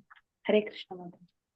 ಧನ್ಯವಾದಗಳು ಮಾತಾಜಿ. ಅಂದ್ರೆ ಈಗ ನಾವು 3 ರೀತಿಯ ಜನ ಪರಮಾತ್ಮನನ್ನ ಅರ್ಥ ಮಾಡ್ಕೋತಾರೆ, ಅವನನ್ನ ಕಾಣ್ತಾರೆ ಅಂತ ನೋಡಿದ್ವಿ. ಅವರು ಒಂದು ಜ್ಞಾನದಿಂದ, ಇನ್ನೊಂದು ಜ್ಞಾನದಿಂದ, ಮತ್ತೊಂದು ನಿಷ್ಕಾಮ ಕರ್ಮದಿಂದ. ಈಗ ಹೇಳ್ತಿರುವಂತವ್ರು ಈ 3 ಏನಂತ ಹೇಳ್ತಾರೆ, ವರ್ಗಗಳಿಗೂ ಸೇರಿದವರಲ್ಲ. ಅವ್ರು ಏನ್ ಮಾಡ್ತಾರೆ, ಅವರು ಹೆಚ್ಚು ಜ್ಞಾನಿಗಳು ಅಲ್ಲ, ತಪಸ್ಸು ಅವರಿಂದ ಮಾಡ್ಲಿಕ್ಕೆ ಸಾಧ್ಯ ಇಲ್ಲ, ಮತ್ತೆ ನಿಷ್ಕಾಮ ಕರ್ಮವನ್ನು ಕೂಡ ಅವರು ಮಾಡ್ತಿಲ್ಲ. ಹಾಗಾದ್ರೆ ಯಾರು ಅವರು ಅಂತ ಹೇಳಿ ಹೇಳಿದ್ರೆ, ಅವರು ಆಧ್ಯಾತ್ಮಿಕ ಜ್ಞಾನ ಇಲ್ಲ ಅಂದ್ರೂ ಕೂಡ ಅವರು ಸರಿಯಾದ ಆಚಾರ್ಯರಿಂದ ಅದನ್ನ ಕೇಳಿ ತಿಳ್ಕೊಳ್ಳುವಂತವ್ರು. ಅಂದ್ರೆ ಸರಿಯಾದ ಒಂದು ಅಧಿಕೃತ ಪರಂಪರೆಯಿಂದ ಬಂದಂತಹ ಗುರುವಿನ ಮೂಲಕ ಅದನ್ನ ಕೇಳಿ ತಿಳ್ಕೊಂಡು ಅವರ ಒಂದು ಮಾರ್ಗದರ್ಶನದಲ್ಲಿ ಅದನ್ನ ಅನುಸರಣೆ ಮಾಡ್ತಾ, ಅಂದ್ರೆ ಅವ್ರು ಹೇಳುವಂತಹ ಒಂದು ಏನಂತ ಹೇಳ್ತಾರೆ, ಯಮ ನಿಯಮಗಳನ್ನ ಪಾಲನೆ ಮಾಡ್ತಾ ಆ ಒಂದು ಪರಮಾತ್ಮನನ್ನ ಅರ್ಥ ಮಾಡ್ಕೊಳ್ಳುವಂತವ್ರು, ಮತ್ತೆ ಈ ಒಂದು ಭೌತಿಕ ಜಗತ್ತಿನ ಹುಟ್ಟು ಸಾವನ್ನ ದಾಟಿದಂತವ್ರು ಕೂಡ ಇದ್ದಾರೆ ಅಂತೇಳಿ ಹೇಳ್ತಾ ಇದ್ದಾರೆ. ಅಂದ್ರೆ ಈಗ ನಾವೆಲ್ಲರೂ ಕೂಡ ಏನ್ ಮಾಡ್ತಾ ಇದ್ವಿ, ಪ್ರಭುಪಾದರು ಕೊಟ್ಟಿರುವಂತಹ ಭಾವಾರ್ಥಗಳ ಮೂಲಕ ನಾವು ತಿಳ್ಕೊಳ್ಳೋ ಪ್ರಯತ್ನ ಮಾಡ್ತಾ ಇದ್ವಿ. ನಾವ್ ಯಾವ್ದಾದ್ರು ಸಾಂಖ್ಯ ಯೋಗವನ್ನ ಮಾಡ್ತಾ ಇದೀವ, ನಾವ್ ಯಾವ್ದಾದ್ರು ವೇದಾಧ್ಯಯನ ಮಾಡ್ತಾ ಇದೀವ? ಹರೇ ಕೃಷ್ಣ. ವೇದಾಧ್ಯಯನ ಇಲ್ಲ. ಮಾಡ್ತಾ ಇದೀವಿ, ಇಲ್ಲ ಇಲ್ಲ ನಾವು ಮಾತಾಜಿ. ಅಷ್ಟಾಂಗ ಯೋಗ ಮಾಡ್ತಾ ಇದೀವ? ಇಲ್ಲ. ಇಲ್ಲಿ ಯಾವ್ದಾದ್ರು ಇಲ್ಲ. ನಿಷ್ಕಾಮ ಕರ್ಮಯೋಗ ನಾವು ಮಾಡ್ತಾನೂ ಇಲ್ಲ. ಹಾಗಾದ್ರೆ ನಾವು ಮಾಡ್ತಿರುವಂತದ್ದು ಏನಂದ್ರೆ, ಆಚಾರ್ಯರು ಪ್ರಭುಪಾದರು ನಮ್ಗೆ ಕೊಟ್ಟಿರುವಂತಹ ಒಂದು ಜ್ಞಾನ ಏನಿದೆ ಅದನ್ನ ತಿಳ್ಕೊಳ್ಳುವಂಥದ್ದು, ಅವರಿಂದ ಅದನ್ನ ಅರ್ಥ ಮಾಡ್ಕೊಳ್ಳುವಂಥದ್ದು. ಅಂದ್ರೆ ಯಾವ ರೀತಿ ಗುರುಗಳಿಂದ ಪಡಿಬೇಕು ಅಂತಂದ್ರೆ ಏನಂತ ಹೇಳ್ತಾರೆ, ಗುರುವಿನ ಮೂಲಕ ಹೇಗೆ ನಾವು ಪಡಿತೀವಿ? ತದ್ವಿಧಿ ಪ್ರಣಿಪಾತೇನ ಪರಿಪ್ರಶ್ನೇನ ಸೇವೆಯ ಉಪದೇಶಂತ ತೇ ಜ್ಞಾನಂ ಜ್ಞಾನಿನ ತತ್ವದರ್ಶಿನಃ ಅಂತ. ಅಂದ್ರೆ ನಾವು ಗುರುಗಳಿಗೆ ನಮ್ರತೆಯಿಂದ ಸೇವೆ ಮಾಡ್ಬೇಕು ಅಂತ ಹೇಳ್ತಾರೆ. ಸೇವೆ ಮಾಡುವಂತದ್ದು ಅಂದ್ರೆ, ಈಗ ಪ್ರಭುಪಾದರ ಸೇವೆ ನಾವು ಹೇಗೆ ಮಾಡ್ಬೋದು?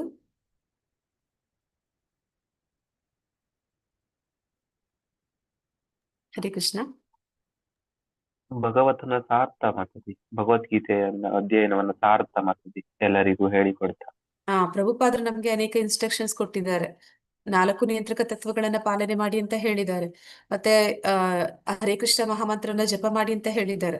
ಮತ್ತೆ ಇದನ್ನ ನೀವು ತಿಳಿರಿ ಅಂದ್ರೆ ಚೈತನ್ಯ ಮಹಾಪ್ರಭುಗಳು ಕೂಡ ಹೇಳಿದ್ದಾರೆ. ಏನಂತ ಹೇಳಿದ್ದಾರೆ ಅಂತಂದ್ರೆ, ಆ ಭಾರತ ಭೂಮಿಲೋ ಏನಂತ ಹೇಳ್ತಾರೆ, ಭಾರತ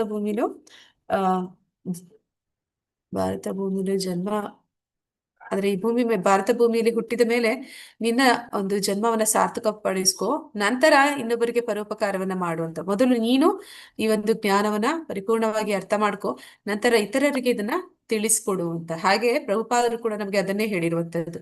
ಆ ಒಂದು ಅವರ ಒಂದು ಏನು ಒಂದು ನಮಗೆ ಕೊಟ್ಟಿದ್ದಾರೆ ಸೇವೆಗಳನ್ನ, ಅದನ್ನ ನಾವು ನಮ್ರತೆಯಿಂದ ಮಾಡ್ಬೇಕು ಅಂತ ಹೇಳ್ತಾರೆ. ಆ ರೀತಿ ನಮ್ರತೆಯಿಂದ ನಾವು ಅದನ್ನ ಆಚರಣೆ ಮಾಡ್ತಾ ಮತ್ತೆ ಯಾವಾಗ ನಾವು ಅವರ ಒಂದು ಆದೇಶಕ್ಕೆ ಅನುಗುಣವಾಗಿ ನಡ್ಕೋತೀವಿ, ಆಗ ಪ್ರಭುಪಾದರು ಅವರು ಈಗಲೂ ಕೂಡ ಅಂದ್ರೆ ಮೊದಲೇ ಹೇಳ್ತಿದ್ರು ಅಂತ, ನನ್ನ ಪುಸ್ತಕಗಳಲ್ಲಿ ನಾನು ಈಗಲೂ ಕೂಡ ಜೀವಂತವಾಗಿ ಇದ್ದೀನಿ, ಸದಾಕಾಲ ಇರ್ತೀನಿ ಅಂತ. ಅಂದ್ರೆ ಶಿಕ್ಷಾ ಗುರುವಾಗಿ ನಾನು ಸದಾ ಇರ್ತೀನಿ ಅಂತ.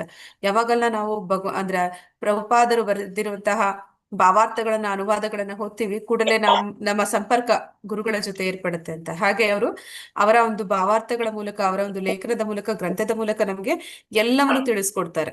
ಆ ತಿಳುವಳಿಕೆಯಿಂದ ಏನಾಗುತ್ತೆ, ನಾವು ಈ ಹುಟ್ಟು ಸಾವು ಅನ್ನುವಂತಹ ಒಂದು ಏನು ಇದೆ, ಆ ಒಂದು ಚಕ್ರಗಳನ್ನ ದಾಟೋದಕ್ಕೆ ಸಾಧ್ಯ ಆಗುತ್ತೆ ಅಂತ ಅಲ್ಲಿ ಹೇಳ್ತಾ ಇದ್ದಾರೆ.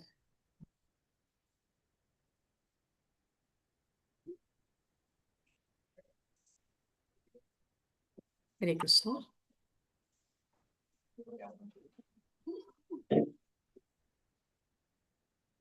ಯಾವಾತ್ ಸಂಜಯತೆ ಕಿಂಚಿತ್ ಸತ್ವಂ ಸ್ಥಾವರ ಜಂಗಮಂ ಕ್ಷೇತ್ರ ಕ್ಷೇತ್ರಜ್ಞ ಸಂಯೋಗಾತ್ ತದ್ವಿಧಿ ಭರತರ್ಷಭ. ಅನುವಾದ ಪ್ರಭುಪಾದರಿಂದ. ಪ್ರಭುಪಾದರಿಗೆ ಜಯವಾಗಲಿ. ಭರತರಲ್ಲಿ ಶ್ರೇಷ್ಠನಾದ ಅರ್ಜುನನೇ, ಚರಾಚರಗಳಾಗಲಿ ಅಸ್ತಿತ್ವದಲ್ಲಿ ಇರುವ ಏನನ್ನೇ ನೀನು ಕಂಡರೂ ಅದು ಕ್ಷೇತ್ರ ಮತ್ತೆ ಕ್ಷೇತ್ರಜ್ಞರ ಸಂಯೋಗ ಎಂದು ತಿಳಿದುಕೋ ಅಂತ ಇಲ್ಲಿ ಹೇಳ್ತಾ ಇದ್ದಾರೆ. ಅಂದ್ರೆ ನಾವು ಏನನ್ನೇ ನೋಡಿದ್ರು ಕೂಡ ಅಲ್ಲಿ ಒಂದು ಕ್ಷೇತ್ರ ಇದೆ, ಮತ್ತೆ ಇನ್ನೊಂದು ಕ್ಷೇತ್ರಜ್ಞ ಇದ್ದಾನೆ, ಅದು ಚರಾಚರವಾದದ್ದು ಅಂತ ಇಲ್ಲಿ ಹೇಳ್ತಾ ಇದ್ದಾರೆ. ಅಂದ್ರೆ ಪ್ರತಿಯೊಂದು ಕೂಡ ಅಲ್ಲಿ ಕ್ಷೇತ್ರಜ್ಞರ ಸಂಯೋಗ ಇದ್ದಾಗ ಮಾತ್ರನೇ ಅದು ಏನಂತ ಹೇಳ್ತಾರೆ, ಚಟುವಟಿಕೆ ಎನ್ನುವಂಥದ್ದು ನಡೆಯುವಂಥದ್ದು. ಅಂದ್ರೆ ಈಗ ನಾವು ನೋಡ್ತೀವಿ, ಪ್ರತಿಯೊಂದು 84 ಲಕ್ಷ ಜೀವಿಗಳು ಕೂಡ ಅದರ ಒಂದು ದೇಹ ಅನ್ನುವಂಥದ್ದು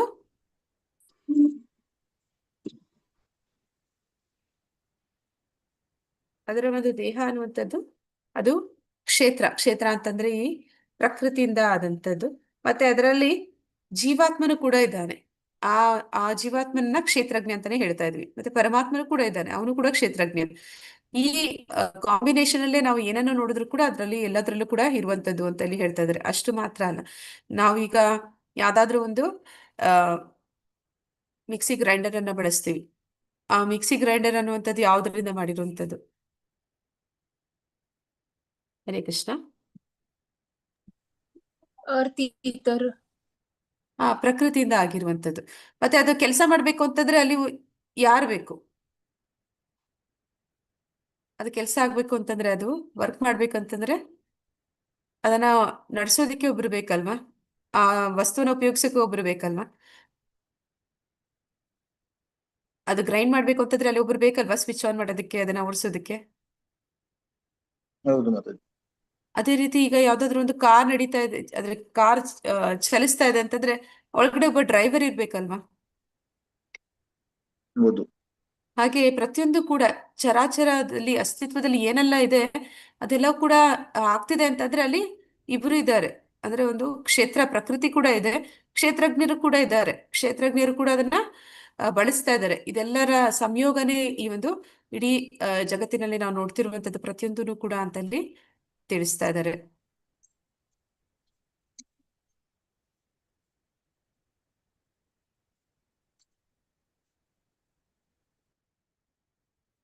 ಭಾವಾರ್ಥ ಪ್ರಭುಪಾದರಿಗೆ ಜಯವಾಗಲಿ.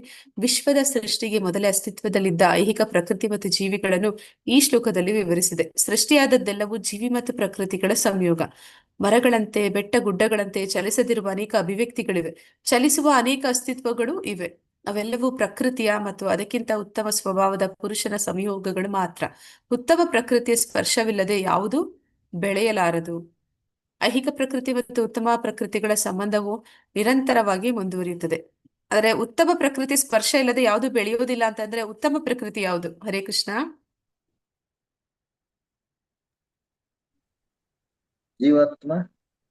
ಜೀವಾತ್ಮ ಶ್ರೇಷ್ಠ ಪ್ರಕೃತಿ. ಅವನ ಸ್ಪರ್ಶ ಇಲ್ಲ ಅಂತಂದ್ರೆ ಅದು ಬೆಳೆಯೋದಿಲ್ಲ. ಅಂದ್ರೆ ಈಗ ಏನಂತ ಹೇಳ್ತೀವಿ, ಈ ದೇಹ ಅನ್ನುವಂಥದ್ದು ಪ್ರಕೃತಿಯಿಂದ ಆಗಿರುವಂಥದ್ದು ನಿಜ. ಅಲ್ಲಿ ಜೀವಾತ್ಮ ಇಲ್ಲ ಅಂತಂದ್ರೆ ಅಲ್ಲಿ ಬೆಳವಣಿಗೆ ಇಲ್ಲ. ಜೀವಾತ್ಮ ಇಲ್ಲ ಅಂತಂದ್ರೆ ಅದೊಂದು ಜಡವಾಗಿಯೇ ಉಳಿಯುತ್ತೆ. ಹಾಗೆ ಐಹಿಕ ಪ್ರಕೃತಿ ಮತ್ತೆ ಉತ್ತಮ ಪ್ರಕೃತಿಯ ಸಂಬಂಧವು ನಿರಂತರವಾಗಿ ಮುಂದುವರಿಯುತ್ತದೆ. ಪರಮಪ್ರಭುವೇ ಹೀಗೆ ಒಟ್ಟುಗೂಡಿಸುತ್ತಾನೆ. ಆದ್ದರಿಂದ ಉತ್ತಮವಾದ ಮತ್ತು ಕೆಳದರ್ಜೆಯ ಪ್ರಕೃತಿಗಳೆರಡರನ್ನೂ ನಿಯಂತ್ರಿಸುವವನು ಅವನೇ. ಐಹಿಕ ಪ್ರಕೃತಿಯನ್ನು ಅವನೇ ಸೃಷ್ಟಿಸಿದನು. ಉತ್ತಮ ಪ್ರಕೃತಿಯನ್ನು ಐಹಿಕ ಪ್ರಕೃತಿಯಲ್ಲಿ ಇರಿಸಲಾಗುತ್ತದೆ. ಅಂದ್ರೆ ಪಿತ ಅಂತ ಹೇಳ್ತಾನೆ. ಅಂದ್ರೆ ನಾನೇ ಈ ಒಂದು ಬೇರೆ ಬೇರೆ ದೇಹಗಳು, ಬೇರೆ ಬೇರೆ ಯೋನಿಗಳು ಹುಟ್ಟೋದಕ್ಕೆ ನಾನು ಕಾರಣ ಅಂತ, ಆ ಬೀಜವನ್ನ ನಾನು ಅಲ್ಲಿ ಬಿತ್ತುತ್ತಾ ಇರುವಂತವನು ಅಂತ. ಈ ರೀತಿಯಲ್ಲಿ ಎಲ್ಲಾ ಚಟುವಟಿಕೆಗಳು, ಅಭಿವ್ಯಕ್ತಿಗಳು ಜರುಗುತ್ತವೆ. ಹರೇ ಕೃಷ್ಣ. ಹರೇ ಕೃಷ್ಣ. ಹಾ ಮಾತಾಜಿ. ಸಮಂ ಸರ್ವೇಷು ಭೂತೇಷು ತಿಷ್ಠಂತ ಪರಮೇಶ್ವರಂ ವಿನಶ್ಯಂತ್ಯಸ್ಯ ವಿನಶ್ಯಂತಂ ಯಹ ಪಶ್ಯತಿ ಸ ಪಶ್ಯತಿ ಎನ್ನುವಾದ ಶಿಲ ಪ್ರಭುಪಾದ್ರಿಂದ. ಶಿಲ ಪ್ರಭುಪಾದ್ ಕಿ ಜೈ.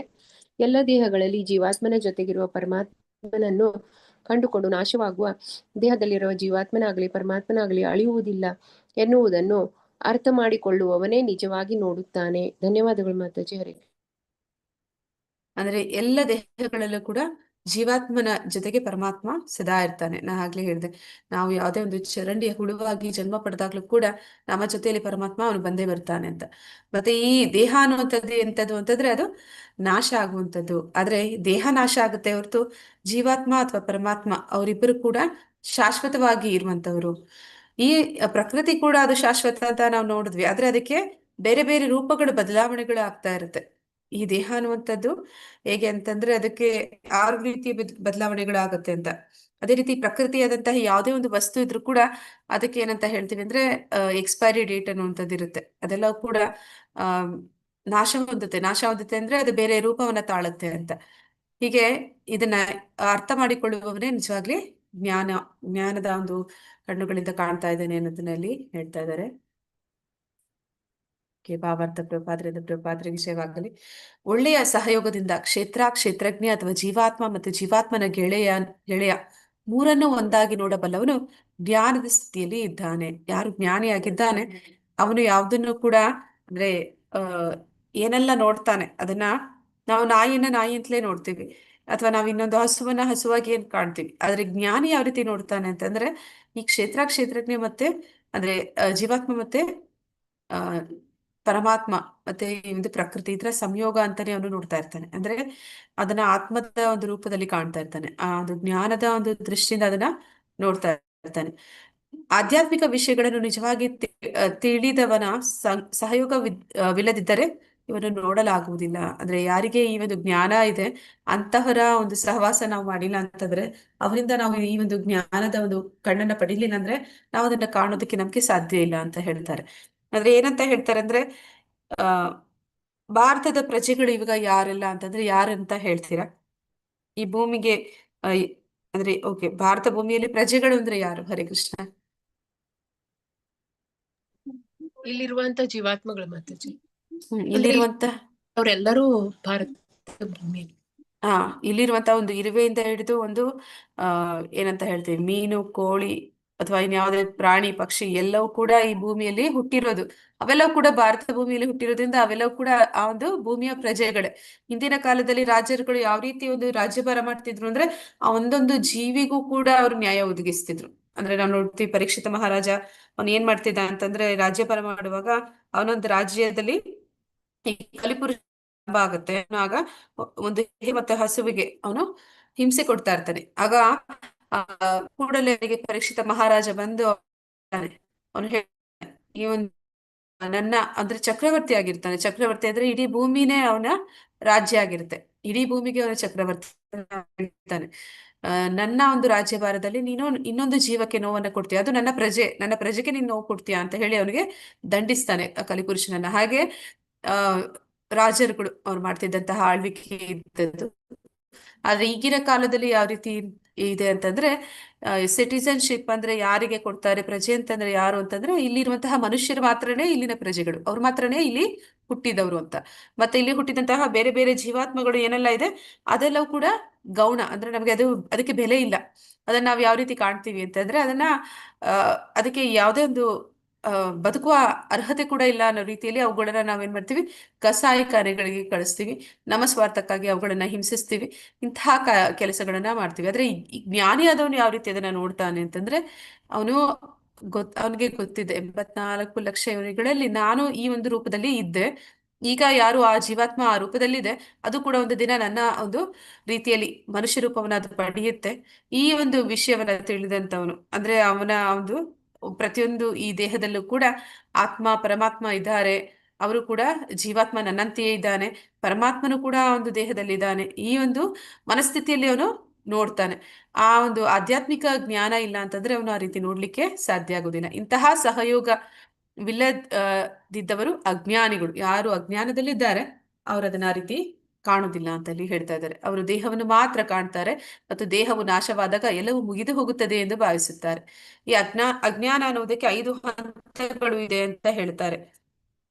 5 ಹಂತಗಳು ಯಾವ್ದೆಲ್ಲ ಹೇಳ್ತಾರೆ ಅಂದ್ರೆ ತಮಸ್ ಅಂತ ಹೇಳ್ತಾರೆ. ತಮಸ್ ಅಂದ್ರೆ ಆ ತನ್ನನ್ನ ತಾನು ತಪ್ಪಾಗಿ ಗುರುತಿಸಿಕೊಳ್ಳುವಂಥದ್ದು, ಅಂದ್ರೆ ತನ್ನನ್ನ ತಾನು ದೇಹ ಅಂತ ತಿಳ್ಕೊಳ್ಳುವಂಥದ್ದು. ಹರೇ ಕೃಷ್ಣ. ನಾವು ದೇಹವ, ಅಲ್ಲ ಮಾತಾಜಿ. ನಾವೆಲ್ಲರೂ ಬರೀ ದೇಹನ, ನಾವು ದೇಹ ಅಲ್ಲ. ಅಂದ್ರೆ ಈ ದೇಹ ಅನ್ನುವಂಥದ್ದು ನಾಶ ಆದಾಗ ನನಗೆ ನಾಶ ಆಗೋದಿಲ್ಲ. ಹಾಗೆ ದೇಹ ಅನ್ನುವಂಥದ್ದು ನಾನಲ್ಲ. ನನ್ನನ್ನು ನಾನು ತಪ್ಪಾಗಿ ತಮಸ್ಸಿನಲ್ಲಿದ್ದಂತಹ ವ್ಯಕ್ತಿ ದೇಹ ಅಂತ ಅನ್ಕೋತಾರೆ. ಮತ್ತೆ ತಮಸ್ಸಾದ್ಮೇಲೆ ಇನ್ನೊಂದು ಬರುತ್ತೆ. ಆ ತಮಸ್ಸಾದ್ಮೇಲೆ ಬರುವಂಥದ್ದು ಮೋಹ ಅಂತ ಹೇಳ್ತಾರೆ. ಮೋಹ ಅಂತಂದ್ರೆ ತನ್ನನ್ನ ತಾನು ದೇಹ ಅಂತ ಗುರುತಿಸ್ಕೊಳ್ತೀನಿ, ಮತ್ತೆ ತನ್ನನ್ನ ತಾನು ಜೀವಾತ್ಮ ಅನ್ನುವಂಥದ್ದನ್ನ ಮರ್ತು ಬಿಡ್ತೀನಿ ಅಂತ. ನಂತರ ಏನ್ ಮಾಡ್ತೀನಿ, ಈ ದೇಹಕ್ಕೆ ಸಂಬಂಧಪಟ್ಟಂತದ್ದನ್ನೆಲ್ಲ ತನ್ನದು ಅನ್ಕೊಳ್ಳುವಂಥದ್ದು ಮಹಾಮೋಹ ಅಂತ ಹೇಳ್ತಾರೆ. ಅಂದ್ರೆ ಈ ಒಂದು ಆಮ್, ಏನಂತ ಹೇಳ್ತಾರೆ, ಈ ದೇಹಕ್ಕೆ ಸಂಬಂಧಪಟ್ಟಂತಹ ಇನ್ನ ಸಂಬಂಧಗಳು ಏನೆಲ್ಲ ಇದೆ ಅದು ಈ ದೇಹ ಇರುವಷ್ಟು ಕಾಲನೇ ಇರುವಂತದ್ದು. ನಂತರ ಇನ್ನೊಂದು ದೇಹ ಪಡ್ಕೊಂಡಾಗ ಇನ್ನೊಂದು ಸಂಬಂಧಗಳು ಹುಟ್ಕೊಳ್ಳುತ್ತೆ. ಆದ್ರೆ ಆ ದೇಹದ ಸಂಬಂಧಗಳನ್ನ ತನ್ನ ಒಂದು ಸಂಬಂಧ ಅಂತ ತಿಳ್ಕೊಳ್ಳುವಂಥದ್ದು. ಆ ದೇಹದಲ್ಲಿದ್ದಾಗ ನಾನು ಏನನ್ನ ಗಳಿಸಿದ್ದೀನಿ ಅದನ್ನೆಲ್ಲ ತನ್ನ ಸಂಪತ್ತು ಅಂತ ಹೇಳ್ಕೊಳ್ಳುವಂಥದ್ದು. ಇದೆಲ್ಲ ಕೂಡ ಮಹಾಮೋಹ ಅಂತ ಹೇಳ್ತಾರೆ. ನಂತರ ಏನ್ ಮಾಡ್ತಾರೆ, ಆ ತಾಮಿಶ್ರ ಅಂತ ಹೇಳ್ತಾರೆ. ತಾಮಿಶ್ರ ಅಂತಂದ್ರೆ ಏನಂತಂದ್ರೆ ಅವರು ಆ ಇಬ್ರು ಕಿತ್ತಾಡ್ತಾರೆ. ಅಂದ್ರೆ ಈ ಭೂಮಿಯಲ್ಲಿ ಜನ ಏನ್ ಮಾಡ್ತಾರೆ, ಅವ್ರು ಏನೋ ಗಳಿಸಿದ್ದಾರೆ ಅಂತ ಅನ್ಕೋತಾರೆ, ಅದು ನಾನೇ ಮಾಡಿದ್ದು, ಅದು ನನ್ನದು ನನ್ನದು ಅಂತ ಕಿತ್ತಾಡುವಂಥದ್ದು. ಈ ಕಿತ್ತಾಡುವಂತಹ ಸಮಯದಲ್ಲಿ ಏನಾಗುತ್ತೆ, ಭಗವಂತ ನಗ್ತಾನೆ. ಅಂದ್ರೆ ಎಲ್ಲವೂ ಕೂಡ ವಾಸ್ತವದಲ್ಲಿ ಭಗವಂತನಿಗೆ ಸಂಬಂಧಪಟ್ಟದ್ದು. ಅದನ್ನ ಈ ಜೀವಾತ್ಮಗಳು ಭ್ರಮೆಯಲ್ಲಿ ಕಿತ್ತಾಡೋದಕ್ಕೆ ಶುರು ಮಾಡ್ತಾರೆ. ಕೊನೆಗೆ ಅಂಧತಾಮಿಶ್ರ ಅಂತ ಹೇಳ್ತಾರೆ. ಅಂಧತಾಮಿಶ್ರ ಅಂತಂದ್ರೆ ಏನಂತಂದ್ರೆ ಅವನು ಈ ದೇಹ ಒಂದು ಸಾಯುತ್ತೆ ಅಂದಾಗ ಆ ಸಂದರ್ಭದಲ್ಲಿ ಅವನು ಅನ್ಕೋತಾನೆ ನಾನು ಸಾಯ್ತಾ ಇದ್ದೀನಿ ಅಂತ. ಅಂದ್ರೆ ದೇಹ ಸಾಯುವಂಥದ್ದನ್ನೇ ನಾನು ಸತ್ಯ ಅಂತ ತಿಳ್ಕೊಳ್ಳುವಂಥದ್ದು. ಅದನ್ನ ಅಜ್ಞಾನ ಅಂತ ಹೇಳಿ 5 ಹಂತಗಳಲ್ಲಿ ಬರುವಂತಹ ಅಜ್ಞಾನ ಅಂತ ಹೇಳಿ ಹೇಳ್ತಾರೆ. ಅದನ್ನ ಇಲ್ಲಿ ಹೇಳ್ತಾ ಇದ್ದಾರೆ. ದೇಹವು ನಾಶವಾದ ಮೇಲೆ ಆತ್ಮನು ಪರಮಾತ್ಮನು ಇರುತ್ತಾರೆ ಮತ್ತು ಹಲವು ಚರಾಚರ ರೂಪಗಳಲ್ಲಿ ಮುಂದಕ್ಕೆ ಸಾಗುತ್ತಾರೆ. ಪರಮೇಶ್ವರ ಎನ್ನುವ ಸಂಸ್ಕೃತ ಶಬ್ದವು ಜೀವಾತ್ಮ ಎಂದು ಕೆಲವೊಮ್ಮೆ ಅನುವಾದ ಮಾಡುವುದುಂಟು. ಇದಕ್ಕೆ ಕಾರಣ ಆತ್ಮನು ದೇಹದ ಯಜಮಾನ. ಪರಮೇಶ್ವರ, ಈಶ್ವರ ಅಂತಂದ್ರೆ ಆ ದೇಹಕ್ಕೆ ಅವನೇ ಒಡೆಯ ಅಂತ, ಅಂದ್ರೆ ಆ ದೇಹ ಇರುವಷ್ಟು ಕಾಲ. ಇದಕ್ಕೆ ಕಾರಣ ಆತನು ದೇಹದ ಯಜಮಾನ ಮತ್ತು ದೇಹವು ನಾಶವಾದ ನಂತರ ಅವನು ಮತ್ತೊಂದು ರೂಪಕ್ಕೆ ಹೋಗುತ್ತಾನೆ. ಇನ್ನೊಂದು ದೇಹವನ್ನ ಪಡ್ಕೊಂಡು ಅದಕ್ಕೆ ಯಜಮಾನನಾಗ್ತಾನೆ. ಇನ್ನು ಕೆಲವರು ಪರಮೇಶ್ವರ ಎನ್ನುವುದನ್ನು ಪರಮಾತ್ಮ ಎಂದು ಅನುವಾದಿಸುತ್ತಾರೆ. ಹೇಗೆ ಮಾಡಿದ್ದರೂ ಪರಮಾತ್ಮನು ಜೀವಾತ್ಮನು ಮುಂದುವರಿಯುತ್ತಾರೆ, ಅವರು ನಾಶವಾಗುವುದಿಲ್ಲ. ಈ ದೃಷ್ಟಿ ಇರುವವರು ಏನಾಗುತ್ತಿದೆ ಎನ್ನುವುದನ್ನು ಕಾಣಬಲ್ಲ. ಶ್ಲೋಕ 29. ಪ್ರಭುಜಿ ಯಾರು ಟ್ರೈ ಮಾಡಿದ್ರಿ ಆಗ್ಲೇ? ಹರೇ ಕೃಷ್ಣ. ಹರೇ ಕೃಷ್ಣ. ಹಾ ಪ್ರಭು. ಸಮಂ ಪಶ್ಯಾನು ಯೇ ಸರ್ವತ್ರ ಸಮವಸ್ತೆ ತಮೇಶ್ವರಂ ನಾ ಹೀನಿಸ್ತಾನುನಾತ್ಮ ನಾ ತಾತೋ ಇತಿ ಪರಂ ಗತಿಂ. ಹರೇ ಕೃಷ್ಣ. ಎಲ್ಲೆಲ್ಲಿಯೂ ಪ್ರತಿಯೊಂದು ಜೀವಂತ ಪ್ರಾಣಿಯಲ್ಲಿಯೂ ಒಂದೇ ಸಮನಾಗಿ ಪರಮಾತ್ಮ ಇರುವುದನ್ನು ಕಾಣಬಲ್ಲವನು ತನ್ನ ಮನಸ್ಸಿನಿಂದ ತನ್ನನ್ನು ಹೀನ ಸ್ಥಿತಿಗೆ ತಂದುಕೊಳ್ಳುವುದಿಲ್ಲ. ಹೀಗೆ ಅವನು ಪರಮಗತಿಯನ್ನು ಸೇರುತ್ತಾನೆ. ಹರೇ ಕೃಷ್ಣ ಮಾತಾಜಿ. ಧನ್ಯವಾದಗಳು ಪ್ರಭುಜಿ. ಅಂದ್ರೆ ಎಲ್ಲೆಲ್ಲಿಯೂ ಪ್ರತಿಯೊಂದು ಜೀವಂತ ಪ್ರಾಣಿಯಲ್ಲಿಯೂ ಒಂದೇ ಸಮನಾಗಿ ಇರುವುದನ್ನು ಕಾಣಬಹುದು, ತನ್ನ ಮನಸ್ಸಿನಿಂದ ತನ್ನನ್ನು ಹೀನ ಸ್ಥಿತಿಗೆ ತಂದುಕೊಳ್ಳುವುದಿಲ್ಲ. ಹೀಗೆ ಅವನು ಪರಮಗತಿಯನ್ನು ಸಾಧಿಸುತ್ತಾನೆ, ಅಂದ್ರೆ ಸೇರುತ್ತಾನೆ. ಅಂದ್ರೆ ನಾ ಆಗ್ಲೇ ಹೇಳಿದ ಹಾಗೆ ವಿದ್ಯಾ ವಿನಯ ಸಂಪನ್ನ ಆಗಿರ್ತಾನೆ, ಅಂದ್ರೆ ಪಂಡಿತನಾಗಿರ್ತಾನೆ. ಪ್ರತಿಯೊಂದು ಜೀವಿಯನ್ನು ಕಂಡಾಗ್ಲೂ ಕೂಡ ಅವನು ಆ ಒಂದು ಪ್ರಾಣಿಯನ್ನು ಕೂಡ ನೋಡಿದಾಗ್ಲೂ ಕೂಡ ಅವನೇನ್ ಅನ್ಕೋತಾನೆ, ಅದರಲ್ಲಿ ಇರುವಂತಹ ಜೀವಾತ್ಮ ಪರಮಾತ್ಮರನ್ನ ನೋಡ್ತಾನೆ. ಆ ಒಂದು ಭಾವದಲ್ಲಿ ಕಾಣ್ತಾನೆ ಹೊರತು ಅವನು ಅದರ ಪ್ರಾಣಿ ಅಂತಲೋ ಇನ್ಯಾವುದೋ ಒಂದು ಜೀವಿ ಅಂತಲೋ ಅವನು ಪರಿಗಣಿಸುವುದಿಲ್ಲ. ಅದನ್ನ ಇಲ್ಲಿ ಹೇಳ್ತಾ ಇದ್ದಾರೆ. ಅಂದ್ರೆ ಎಲ್ಲವನ್ನು ಕೂಡ ಸಮಾನವಾಗಿ ಕಾಣ್ತಾನೆ. ಆದ್ರೆ ಅದನ್ನ ಸಮಾನವಾಗಿ ಕಾಣದೇ ಇರುವಂತಹ ವ್ಯಕ್ತಿ ಏನ್ ಮಾಡ್ತಾನೆ, ಆ ಒಂದು ಪ್ರಾಣಿಯನ್ನ ತನ್ನ ಒಂದು ಸ್ವಾರ್ಥಕ್ಕಾಗಿ ಅದನ್ನ ಏನಂತ ಹೇಳ್ತಾರೆ, ಎಕ್ಸ್ಪ್ಲಾಯ್ಟ್ ಮಾಡ್ತಾರೆ ಅಂತ ಹೇಳ್ತಾರೆ. ಅಂದ್ರೆ ನಾವು ಈ ಭೌತಿಕ ಜಗತ್ತಿಗೆ ಬಂದಿರುವಂತದ್ದು ಈ ಭೌತಿಕ ಜಗತ್ತಿನ ಭೋಗಿಸುವಂತದ್ದು ಅಂತಂದ್ರೆ ಈ ಪ್ರಕೃತಿನ ನಾವು ಎಕ್ಸ್ಪ್ಲೋಯ್ಟ್ ಮಾಡೋದಕ್ಕಂತಾನೆ ಬಂದಿರುವಂತದ್ದು. ಆ ಕಾರಣದಿಂದಲೇ ನಮ್ಗೆ ಈ ಶಿಕ್ಷೆ ಅಂತ ಪ್ರಕೃತಿ ನಮ್ಗೆ ಅದು ನೀಡ್ತಾ ಇರುವಂತದ್ದು. ಆ ರೀತಿ ನಾವೇನ್ ಮಾಡ್ತೀವಿ, ಬೇರೆ ಬೇರೆ ಪ್ರಾಣಿಗಳಿಗೆ ಹಿಂಸೆ ಕೊಡ್ತೀವಿ, ಮತ್ತೆ ಅದನ್ನ ಕೊಂದು ಅದನ್ನ ನಾವು ಭೋಗಿಸುವಾಗ ನಮಗೆ ಅನಿಸೋದೇ ಇಲ್ಲ. ಅಂದ್ರೆ ಆ ಒಂದು ಆತ್ಮ ಇದೆ, ಆ ಆತ್ಮಕ್ಕೆ ನೋವಾಗ್ತಿದೆ, ಅಂತಹ ಒಂದು ಪರಿಸ್ಥಿತಿಯಲ್ಲಿ ನಾನಿದ್ರೆ ನನ್ಗೆ ಎಷ್ಟು ಬಾಧೆ ಆಗ್ತಿತ್ತು. ಇಂತಹ ಒಂದು ಮನಸ್ಥಿತಿ ಅನ್ನುವಂಥದ್ದು ಪರಿಪೂರ್ಣವಾಗಿ ನಾವು ಅದನ್ನ ಅಜ್ಞಾನದಲ್ಲಿ ಮರೆತು ಬಿಡ್ತೀವಿ. ಆದ್ರೆ ಯಾರು ಜ್ಞಾನದ ದೃಷ್ಟಿನ ಹೊಂದಿರ್ತಾನೆ ಅಂತವನು ಯಾವುದೇ ಒಂದು ಪ್ರಾಣಿಗೂ ಯಾವುದೇ ಒಂದು ಜೀವಕ್ಕೂ ಅವನು ನೋವನ್ನು ಕೊಡೋದಿಲ್ಲ. ಈ ರೀತಿ ಜೀವಕ್ಕೆ ನೋವನ್ನು ಕೊಡೋದ್ರಿಂದ ಏನಾಗುತ್ತೆ, ಆ ಒಂದು ಜೀವ ಯಾವುದು ನಮ್ಮಿಂದ ನೋವನ್ನ ಅನುಭವಿಸ್ತು, ಅದಕ್ಕೆ ಇನ್ನೊಂದು ಈ ಒಂದು ಕರ್ಮ ಬಂಧನ ಅನ್ನುವಂಥದ್ದು ಯಾವ ರೀತಿ ಇರುತ್ತೆ ಅಂದ್ರೆ ತುಂಬಾ ಕ್ರೂರವಾದದ್ದು ಅಂತ ಹೇಳ್ತಾರೆ. ನಾವು ಇನ್ನೊಂದು ಜೀವಕ್ಕೆ ನೋವನ್ನು ಕೊಟ್ಟಿದ್ದೀವಿ ಅಂದ್ರೆ ಆ ಜೀವಾತ್ಮ ಮತ್ತೆ ಮುಂದಿನ ಒಂದು ಜನ್ಮದಲ್ಲಿ ನಮಗೆ ಅದೇ ರೀತಿಯ ಒಂದು ಶಿಕ್ಷೆ ಕೊಡುವಂತ ಅರ್ಹತೆಯನ್ನು ಅದು ಪಡ್ಕೊಳ್ಳುತ್ತೆ. ಮತ್ತೆ ಅದರ ಸ್ಥಾನದಲ್ಲಿ ನಾವು ಬರ್ತೀವಿ. ಅಂದ್ರೆ ಈ ರೀತಿ ನಾವು ಇನ್ನೊಂದು ಆತ್ಮಕ್ಕೆ ನೋವನ್ನ ಕೊಡ್ತೀವಿ, ತಿಳಿದೋ ತಿಳಿಯದೇನೋ ನಮ್ಮ ಆತ್ಮಕ್ಕೂ ಅಂತಹ ಒಂದು ಹೀನ ಸ್ಥಿತಿಗೆ ತಗೊಂಡು ಹೋಗ್ತೀವಿ. ಇದನ್ನ ಯಾರು ಜ್ಞಾನಿ ಇದ್ದಾನೆ ಅವನು ಮಾಡೋದಿಲ್ಲ. ಜ್ಞಾನಿ ಆದವನ್ಗೆ ಈ ಜ್ಞಾನ ಇರೋದು ಕಾರಣದಿಂದ ಅವನು ಅಂತಹ ತಪ್ಪನ್ನು ಅವನು ಮಾಡೋದಿಲ್ಲ. ಮತ್ತೆ ಅವನು ಏನ್ ಮಾಡ್ತಾನೆ, ಅವನು ಎಲ್ಲ ಅಂದ್ರೆ ಯಾವ ರೀತಿ ಹೇಳ್ತಾರೆ ಅಂತಂದ್ರೆ, ಭಗವಂತನನ್ನ ಸೇವೆ ಮಾಡುವಂತವ್ರು ಅಂದ್ರೆ ಭಗವಂತನನ್ನ ಪ್ರೀತಿಸುವಂತವ್ರು ಭಗವಂತನಿಗೆ ಸಂಬಂಧಪಟ್ಟ ಎಲ್ಲವನ್ನೂ ಕೂಡ ಪ್ರೀತಿಸ್ತಾರೆ ಅಂತ. ಅಂದ್ರೆ ನಾವೆಲ್ಲರೂ ಕೂಡ ವಿವಿಧ ಜೀವಿಗಳು ಯಾರೆಲ್ಲ ಇದ್ದೀವಿ ನಾವೆಲ್ಲರೂ ಭಗವಂತನ ಮಕ್ಕಳು. ಆದ ಕಾರಣ ಜ್ಞಾನಿಯಾದವನು ನಮ್ಮನ್ನ ಯಾವ ರೀತಿ ಅಂದ್ರೆ ಎಲ್ಲ ಜೀವಿಗಳನ್ನ ಯಾವ ರೀತಿ ಕಾಣ್ತಾನೆ ಅಂತಂದ್ರೆ ಅವರನ್ನ ತನ್ನ ಸೋದರ ಸಂಬಂಧದಲ್ಲಿ ಕಾಣ್ತಾನೆ. ಹಾಗೆ ಅವನು ಪರಮಗತಿಯನ್ನ ಸೇರ್ತಾನೆ ಅಂತಲ್ಲಿ ಹೇಳ್ತಾ ಇದ್ದಾರೆ. ಭಾವಾರ್ಥ ಪ್ರಭುಪಾದರಿಂದ ಪ್ರಭುಪಾದರಿಗೆ ಜಯವಾಗಲಿ. ಐಹಿಕ ಆಧ್ಯಾತ್ಮಿಕ ಸ್ಥಿತಿಯಿಂದ ಬೇರೆ ಸ್ಥಿತಿಗೆ ಬಂದಿದ್ದಾನೆ. ಅಂದ್ರೆ ಐಹಿಕ ಅಸ್ತಿತ್ವವನ್ನು ಪಡ್ಕೊಂಡು ಮತ್ತೆ ಅವನು ತನ್ನ ಆಧ್ಯಾತ್ಮಿಕ ಸ್ಥಿತಿಯಿಂದ ಬೇರೆ ಸ್ಥಿತಿಗೆ, ಅಂದ್ರೆ ನಾವೆಲ್ಲರೂ ಕೂಡ ಆಧ್ಯಾತ್ಮಿಕ ಜಗತ್ತಿನಲ್ಲಿ ಪರ ಅಪರ ಅಂತ ಹೇಳ್ತಾರೆ. ಆಧ್ಯಾತ್ಮಿಕ ಜಗತ್ತಿಗೆ ಸೇರಿರುವಂತದ್ದು ಎಲ್ಲ ಪರಾಶಕ್ತಿ. ನಾವೆಲ್ಲರೂ ಪರಾಶಕ್ತಿಗೆ ಸೇರಿದವರು. ಯಾವಾಗ ಈ ಒಂದು ಐಹಿಕ ಅಸ್ತಿತ್ವವನ್ನ ಭೌತಿಕ ಪ್ರಕೃತಿಯನ್ನ ನಾ ಭೋಗಿಸ್ಬೇಕು ನನ್ನ ಇಚ್ಛೆನ ಹೊಂದಿದೆ, ಆ ಕೂಡಲೇ ನಾನು ಅಪರಾಶಕ್ತಿ ಅಂದ್ರೆ ಈ ಒಂದು ಐಹಿಕ ಅಸ್ತಿತ್ವಕ್ಕೆ ಬಂದ್ಬಿಡ್ತೀನಿ. ಆದ್ರೆ ಪರಮಪ್ರಭು ತನ್ನ ಪರಮಾತ್ಮ ಅಭಿವ್ಯಕ್ತಿಯಿಂದ ಎಲ್ಲೆಲ್ಲಿಯೂ ಇದ್ದಾನೆ ಎನ್ನುವುದು ಅರ್ಥ ಮಾಡಿಕೊಳ್ಳಬೇಕು. ಅಂದ್ರೆ ಪ್ರತಿಯೊಂದು ಜೀವಂತ ಪ್ರಾಣಿಯಲ್ಲಿಯೂ ದೇವೋತ್ತಮ ಪರಮ ಪುರುಷನು ಇರುವುದನ್ನು ಕಾಣಬೇಕು. ಆಗ ಮನುಷ್ಯನು ವಿನಾಶಕರ ಮನೋಧರ್ಮದಿಂದ ತನ್ನನ್ನು ಹೀನ ಸ್ಥಿತಿಗೆ ತಂದುಕೊಳ್ಳುವುದಿಲ್ಲ. ಆ ಮೂಲಕ ಅವನು ಕ್ರಮೇಣ ಆಧ್ಯಾತ್ಮಿಕ ಜಗತ್ತಿನ ಬಳಿಗೆ ಹೋಗುತ್ತಾನೆ. ಸಾಮಾನ್ಯವಾಗಿ ಮನಸ್ಸು ಇಂದ್ರಿಯ ತೃಪ್ತಿಯ ಪ್ರತಿಕ್ರಿಯೆಗಳಿಗೆ ಅಂಟಿಕೊಂಡಿರುತ್ತದೆ. ಅದು ಪರಮಾತ್ಮನ ಕಡೆಗೆ ತಿರುಗಿದಾಗ ಮನುಷ್ಯನು ಆಧ್ಯಾತ್ಮಿಕ ತಿಳುವಳಿಕೆಯಲ್ಲಿ ಪ್ರಗತಿಯನ್ನು ಸಾಧಿಸುತ್ತಾನೆ. ಅಂದ್ರೆ ನಮ್ಮೆಲ್ಲರ ಮನಸ್ಸು ಯಾವ ರೀತಿಯದಾಗಿರುತ್ತೆ ಅಂತಂದ್ರೆ ಅದು ಇಂದ್ರಿಯ ಭೋಗದ ಕಡೆಗೆ ಎಷ್ಟರ ಮಟ್ಟಿಗೆ ವಾಲಿರುತ್ತೆ ಅಂತಂದ್ರೆ ಅದಕ್ಕೆ ನಾಲಿಗೆ ಚಪಲ ಅಂತ ಹೇಳ್ತಾರೆ. ನಾಲಿಗೆ ಚಪಲ ಎಷ್ಟೊತ್ತು ಇರುತ್ತೆ ಅಂತಂದ್ರೆ ಆ ನಾಲಿಗೆಯಿಂದ ಗಂಟಲಿಗೆ ಇಳಿಯುವಷ್ಟು ಸಮಯ ಮಾತ್ರನೇ ಅಂತ. ಆ ಒಂದು ಕೆಲವು ಸೆಕೆಂಡ್ಗಳು ಅದೇನು ಆ ಒಂದು ರುಚಿ ಎನ್ನುವಂಥದ್ದನ್ನ ಅವನು ಅನ್ಕೋತಾನೆ.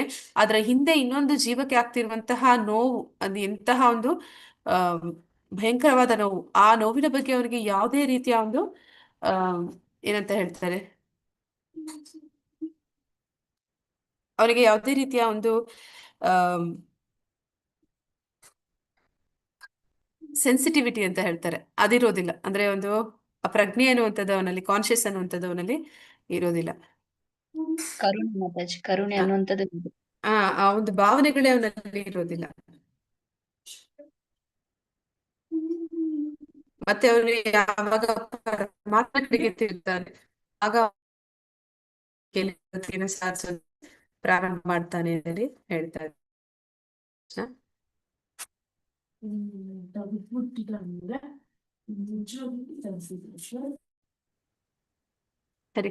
ಹರೇ ಕೃಷ್ಣ ಮಾತಾಜಿ. ಪ್ರಕೃತೈವ ಚ ಕರ್ಮಾಣಿ ಕ್ರಿಯಮಾನಾನಿ ಸರ್ವಶಃ ಯ ಪಶ್ಯೇತಿ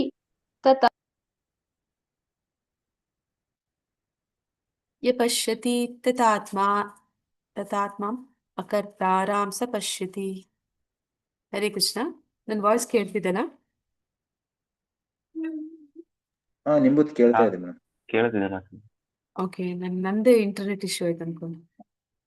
ಓಕೆ. ಪ್ರಕೃತಿ ಪ್ರಕೃತೇವಾಚ ಕರ್ಮಾಣಿ ಕ್ರಿಯಮಾಣಾನಿ ಸರ್ವಶಃ ಯ ಪಶ್ಯತಿ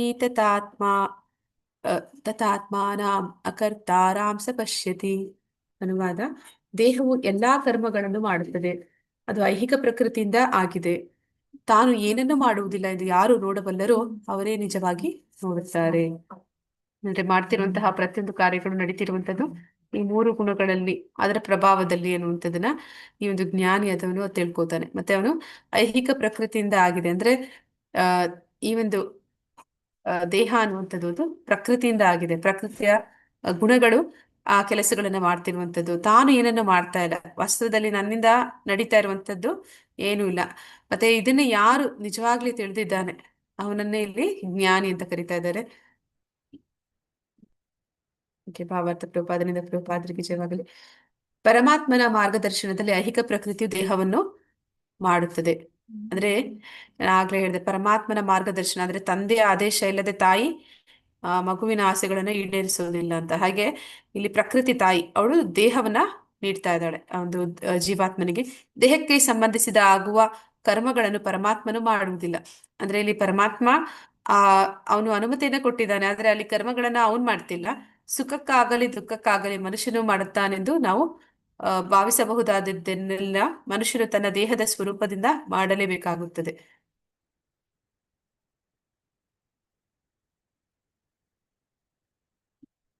ಅಂದ್ರೆ ಏನೆಲ್ಲ ಈ ಒಂದು ದೇಹ ಅಂದ್ರೆ ಈಗ ಏನಂತ ಹೇಳ್ತಾರೆ ಅಂದ್ರೆ, ನಾವು ಮೀನಿನ ರೂಪ ಪಡೆದ್ರೆ ನಾವು ಈಜ್ಬೇಕಾಗುತ್ತೆ, ನಾಯಿಯ ರೂಪ ಪಡೆದ್ರೆ ನಾವು ಬೊಗಳ್ಬೇಕಾಗುತ್ತೆ ಅಂತ ಹೇಳ್ತಾರೆ. ಹಂದಿಯ ರೂಪ ಪಡೆದ್ರೆ ನಾವು ಆ ಒಂದು ಏನಂತ ಹೇಳ್ತಾರೆ ಆ ಒಂದು ಕೊಳಚೆ ಪ್ರದೇಶದಲ್ಲಿ ಅದಿರುತ್ತೆ. ಹೀಗೆ ಇದೆಲ್ಲವೂ ಕೂಡ ಸುಖ ದುಃಖಗಳು ಅದು ಅನುಭವಿಸ್ಲೇಬೇಕಾಗುತ್ತೆ. ಆದ್ರೆ ಆತ್ಮನು ದೇಹದ ಕರ್ಮಗಳಿಂದ ಹೊರಗಿದ್ದಾನೆ. ಅಂದ್ರೆ ಆತ್ಮ ಜೀವಾತ್ಮ ಅನ್ನುವಂಥವನು ಬಯಕೆ ಪಟ್ಟ ಅದಕ್ಕೆ ತಕ್ಕ ಹಾಗೆ ಇನ್ನೊಂದು ದೇಹ ಸಿಕ್ಕಿದೆ, ಆ ದೇಹಕ್ಕೆ ಬಿದ್ದ ಕೂಡಲೇ ಆ ದೇಹದಲ್ಲಿ ಒಂದು ಕಷ್ಟ ಸುಖಗಳು ಬರ್ತಾ ಇದೆ. ಆದ್ರೆ ಅವನು ಮಾಡಿದ್ದು ಮೊದಲನೇ ಒಂದು ಮೂಲಭೂತ ತಪ್ಪು ಅಂತಂದ್ರೆ ಅಂತಹ ಒಂದು ತಪ್ಪಾದ ಬಯಕೆನ ಪಡ್ಕೊಂಡಿದ್ದು. ಆದ್ರೆ ಆಮೇಲೆ ಏನೆಲ್ಲ ನಡೀತಾ ಇದೆ ಇದೆಲ್ಲವೂ ಕೂಡ ಆ ದೇಹದಲ್ಲಿ ಅದಿರುವಷ್ಟು ಕಾಲ ಅದು ಸ್ವಾಭಾವಿಕವಾಗಿ ನಡ್ಕೊಂಡು ಹೋಗುತ್ತೆ. ಮನುಷ್ಯನ ಹಿಂದಿನ ಬಯಕೆಗಳಿಗೆ ಅನುಗುಣವಾಗಿ ಈಗ ಈ ದೇಹವು ಬಂದಿದೆ. ಬಯಕೆಗಳನ್ನು ಪೂರೈಸಿಕೊಳ್ಳಲು ಮನುಷ್ಯನಿಗೆ ಈ ದೇಹವನ್ನು ಕೊಟ್ಟಿದೆ. ಅದಕ್ಕೆ ಅನುಗುಣವಾಗಿ ಅವನು ಕರ್ಮಗಳನ್ನು ಮಾಡುತ್ತಾನೆ. ವಾಸ್ತವವಾಗಿ ಹೇಳುವುದಾದರೆ ದೇಹ ಒಂದು ಯಂತ್ರ. ಬಯಕೆಗಳ ತೃಪ್ತಿಗಾಗಿ ಪರಮಪ್ರಭು ಇದನ್ನು ರೂಪಿಸಿದ್ದಾನೆ. ಬಯಕೆಗಳಿಂದ ಮನುಷ್ಯನನ್ನು ಕಷ್ಟಪಡುವ ಮತ್ತು ಸುಖ ಪಡುವ ಪರಿಸ್ಥಿತಿಗಳಲ್ಲಿ ಇಡಲಾಗುತ್ತದೆ. ಜೀವಿಯು ಈ ದಿವ್ಯ ದರ್ಶನವನ್ನು ಬೆಳೆಸಿಕೊಂಡರೆ ಅದು ಅವನನ್ನು ದೇಹದ ಕರ್ಮಗಳಿಂದ ಬೇರೆ ಮಾಡುತ್ತದೆ. ಇಂತಹ ದರ್ಶನವಿರುವವನು ವಾಸ್ತವವಾಗಿ ದ್ರಾಷ್ಟಾರನು. ಅಂದ್ರೆ ಏನಂತ ಹೇಳ್ತಾರೆ ಅಂದ್ರೆ ಕರ್ತೃತ್ವ ಭಾವ ಅಂತ ಇಲ್ಲಿ ಹೇಳ್ತಾರೆ. ಈಗ ನಮ್ಮನ್ನ ಬಂಧಿಸುತ್ತೆ ಅಂತ ನಾವು ಹೇಳಿದ್ವಿ. ಪ್ರತಿಯೊಂದು ಕರ್ಮವೂ ಅದಕ್ಕೆ ಪ್ರತಿಕ್ರಿಯೆ ಇರುತ್ತೆ, ಅದು ನಮ್ಮನ್ನ ಬಂಧಿಸುತ್ತೆ ಅಂತ. ಆದ್ರೆ ಈ ಜ್ಞಾನಿ ಆದವನನ್ನ ಅವನು ಅಂತಹ ಕರ್ಮಗಳನ್ನ ಮಾಡೋದಿಲ್ವಾ? ಮತ್ತೆ ಅವನಿಗೆ ಅದು ಬಂಧನ ಇಲ್ವಾ? ಹರೇ ಕೃಷ್ಣ.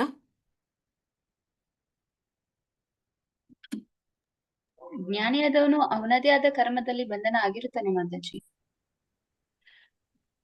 ಅಂದ್ರೆ ಜ್ಞಾನಿಯಾದವನಿಗೆ ಬಂಧನ ಅನ್ನುವಂಥದ್ದು ಹೇಗೆ ಇರೋದಿಲ್ಲ ಅಂತ ಹೇಳ್ತಾರೆ ಅಂತಂದ್ರೆ, ಅವನಿಗೆ ತಿಳಿದಿರುತ್ತೆ ಅಂತ. ಅಂದ್ರೆ ಅಜ್ಞಾನದ ಒಂದು ಬೆಳಕಿನಿಂದ ಅವನು ಎಲ್ಲವನ್ನು ಕೂಡ ಅರ್ಥ ಮಾಡ್ಕೊಂಡಿರ್ತಾನೆ ಅಂತ. ಅಂದ್ರೆ ಅವನು ಏನ್ ಮಾಡ್ತಾನೆ ಅಂತಂದ್ರೆ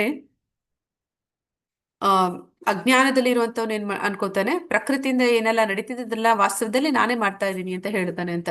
ಈಗ ಏನಂತ ಹೇಳ್ತಾರೆ ಅಂದ್ರೆ ಕೋರ್ಟ್ನಲ್ಲಿ ಯಾರನ್ನಾದ್ರೂ ಕರ್ಕೊಂಡೋಗಿ ಕಟ್ಕಟೆಯಲ್ಲಿ ನಿಲ್ಲಿಸಿ ಈ ಒಂದು ತಪ್ಪನ್ನ ನೀನ್ ಮಾಡಿದ ಅಂತ ಕೇಳಿದಾಗ ಆ ವ್ಯಕ್ತಿ ಹೌದು ನಾ ಮಾಡಿದ್ದೀನಿ ಅಂತ ಹೇಳಿದ ಮೇಲೆನೆ ಅವ್ನಿಗೆ ಶಿಕ್ಷೆ ಆಗುತ್ತೆ. ಇಲ್ಲ ನಾನು ಮಾಡಿಲ್ಲ ಅಂತಂದ್ರೆ ಶಿಕ್ಷೆ ಕೊಡ್ತಾರ?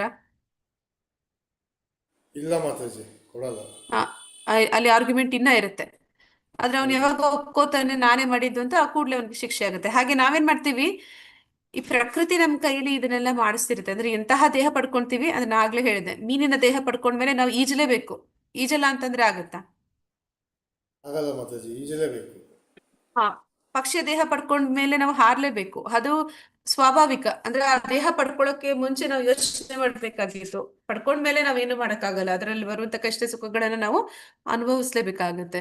ಆದ್ರೆ ಈ ಒಂದು ಆ ಏನು ಅದೆಲ್ಲ ನಡೀತಾ ಇದೆ ಅದೆಲ್ಲ ಪ್ರಕೃತಿಯಿಂದ ಆಗ್ತಾ ಇದೆ.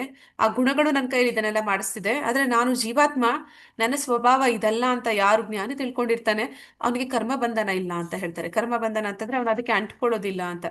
ಈಗ ಯಾರಿಗೆ ಇಂತಹ ಜ್ಞಾನ ಸಿಕ್ಕಿದೆ ಅಂತವರು ಒಂದು ದೈಹಿಕ ಸಂಬಂಧಗಳು ಏನಿದೆ ಅವುಗಳಿಗಾಗಿ ಅವರು ಜವಾಬ್ದಾರಿನ ಪಡ್ಕೊಂಡಿರ್ತಾರೆ. ಆ ಜ್ಞಾನಿಯ ಬಗ್ಗೆ ನಾವು ನೋಡಿದ್ವಿ, ಅವನಿಗೆ ಜವಾಬ್ದಾರಿ ಇರುತ್ತೆ, ಆದ್ರೆ ಅದರ ಜೊತೆ ಅವನಿಗೆ ಅತಿಯಾದ ಒಂದು ವ್ಯಾಮೋಹ ಇರೋದಿಲ್ಲ.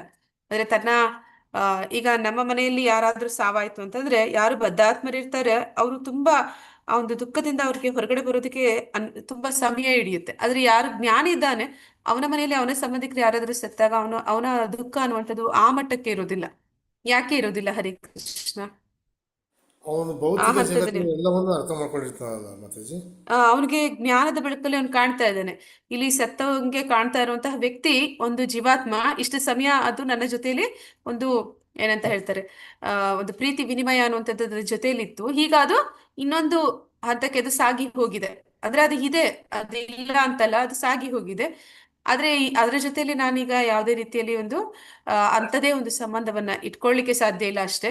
ಆದ್ರೆ ಈ ಸಂಬಂಧಗಳು ಅದು ಶಾಶ್ವತವಾದದ್ದು ಅಲ್ಲ ಅನ್ನುವಂಥದ್ದನ್ನ ನಾನು ತಿಳಿದಿರ್ತಾನೆ. ಆ ಒಂದು ದುಃಖದಲ್ಲಿ ಅವನಿಗೆ ಅತಿಯಾಗಿ ಅವನು ಮುಳುಗ್ಲಿಕ್ಕೆ ಆಗೋದಿಲ್ಲ. ಹಾಗೆ ಯಾವಾಗ ಮುಳುಗ್ತಾನೆ ಅಂತಂದ್ರೆ ಅವನ ಅಜ್ಞಾನದಿಂದ ಮುಳುಗ್ತಾನೆ. ಯಾವಾಗ ಅವನಿಗೆ ಅಜ್ಞಾನ ಅನ್ನುವಂಥದ್ದು ಬರುತ್ತೆ ಆಗ ಅವನು ಕೆಲವನು ಕೂಡ ಅವನು ಸರಿಯಾದ ರೀತಿಯಲ್ಲಿ ಅರ್ಥ ಮಾಡ್ಕೋತಾನೆ.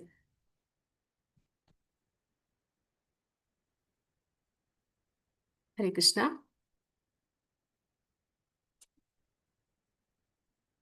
ಯದಾ ಭೂತ ಪೃಥಗ್ಭಾವಂ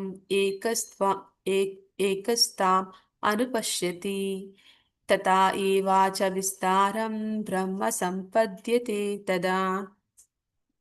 ಅನುವಾದ ಪ್ರಭುಪಾದರಿಗೆ ಜಯವಾಗಲಿ. ವಿವೇಚನೆಯುಳ್ಳ ಮನುಷ್ಯನು ಬೇರೆ ಬೇರೆ ಐಹಿಕ ದೇಹಗಳ ಕಾರಣದಿಂದ ಬೇರೆ ಬೇರೆ ಅಸ್ತಿತ್ವಗಳನ್ನು ನೋಡುವುದನ್ನು ಬಿಟ್ಟಾಗ ಮತ್ತು ಎಲ್ಲೆಲ್ಲಿಯೂ ಜೀವಿಗಳು ಹೇಗೆ ವಿಸ್ತಾರ ಹೊಂದುತ್ತಾರೆ ಎನ್ನುವುದನ್ನು ಕಂಡಾಗ ಅವನು ಬ್ರಹ್ಮನ್ ಪರಿಕಲ್ಪನೆಯನ್ನು ತಲುಪುತ್ತಾನೆ. ಬ್ರಹ್ಮನ್ ಪರಿಕಲ್ಪನೆ ಅಂದ್ರೆ ಏನು ಹರಿಕೃಷ್ಣ?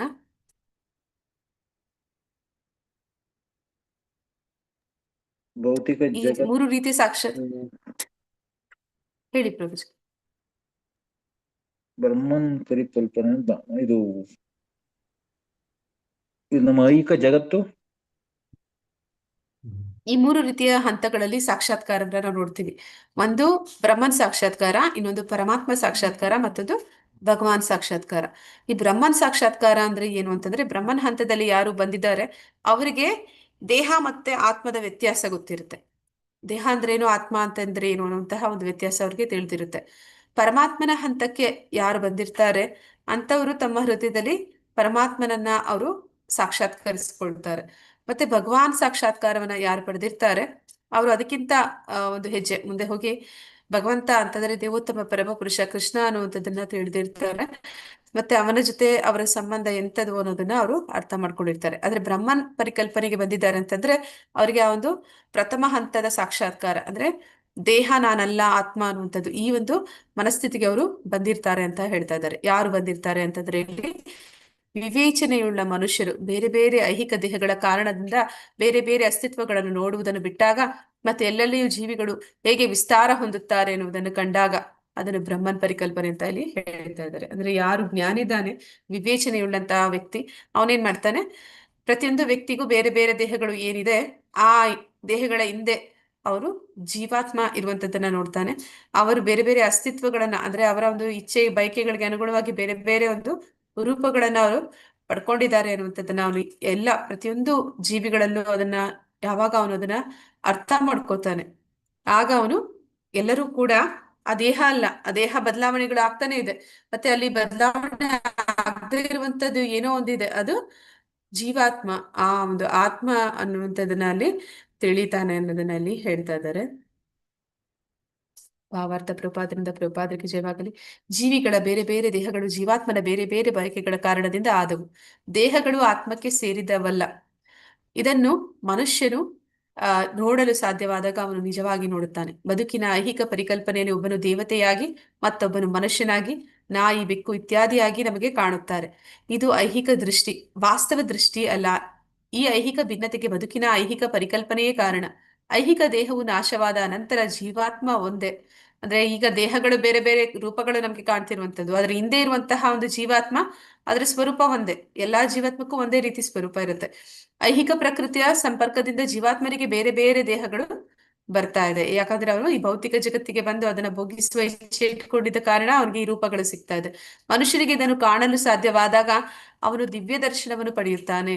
ಹೀಗೆ ಮಾನವ, ಪ್ರಾಣಿ, ಮೇಲಾದದ್ದು, ಕೀಳಾದದ್ದು ಇತ್ಯಾದಿ ಭಿನ್ನತೆಯ ಭಾವಗಳಿಂದ ಮುಕ್ತನಾಗಿ ಮನುಷ್ಯನು ಪ್ರಜ್ಞೆಯಲ್ಲಿ ಪರಿಶುದ್ಧನಾಗುತ್ತಾನೆ. ಅವನು ತನ್ನ ದಿವ್ಯ ಅಸ್ತಿತ್ವದಲ್ಲಿ ಕೃಷ್ಣ ಪ್ರಜ್ಞೆಯನ್ನು ಕೊಳ್ಳುವುದು ಸಾಧ್ಯವಾಗುತ್ತದೆ. ಆಗ ಅವನಿಗೆ ಎಲ್ಲವೂ ಹೇಗೆ ಕಾಣುತ್ತದೆ ಎನ್ನುವುದನ್ನು ಮುಂದಿನ ಶ್ಲೋಕದಲ್ಲಿ ಹೇಳ್ತಾ ಇದ್ದಾರೆ. ಅಂದ್ರೆ ಮುಂದೆ ಯಾವ ರೀತಿ ಜ್ಞಾನಿಯಾದವನು ನೋಡ್ತಾನೆ ಅಂತ ಅಂದ್ರೆ ಅವನಿಗೆ ಯಾವಾಗ ಗೊತ್ತಾಗುತ್ತೆ ಈ ಒಂದು ದೇಹಗಳು ನಾನು ಏನ್ ನೋಡ್ತಾ ಇದ್ದೀನಿ ಅದ್ರ ಹಿಂದೆ ಇರುವಂತಹ ಜೀವಾತ್ಮನ ಸ್ವರೂಪ ಒಂದೇ ಅನ್ನುವಂಥದ್ದನ್ನ ಯಾವಾಗ ಅವನು ತಿಳ್ಕೊತಾನೆ, ಅವನು ಯಾವ ರೀತಿ ಈ ಒಂದು ಜ್ಞಾನದಲ್ಲಿ ಕಾಣ್ತಾನೆ ಅನ್ನೋದನ್ನ ಇಲ್ಲಿ ಇನ್ನೊಂದು ಶ್ಲೋಕದಲ್ಲಿ ಹೇಳ್ತಾ ಇದ್ದಾರೆ.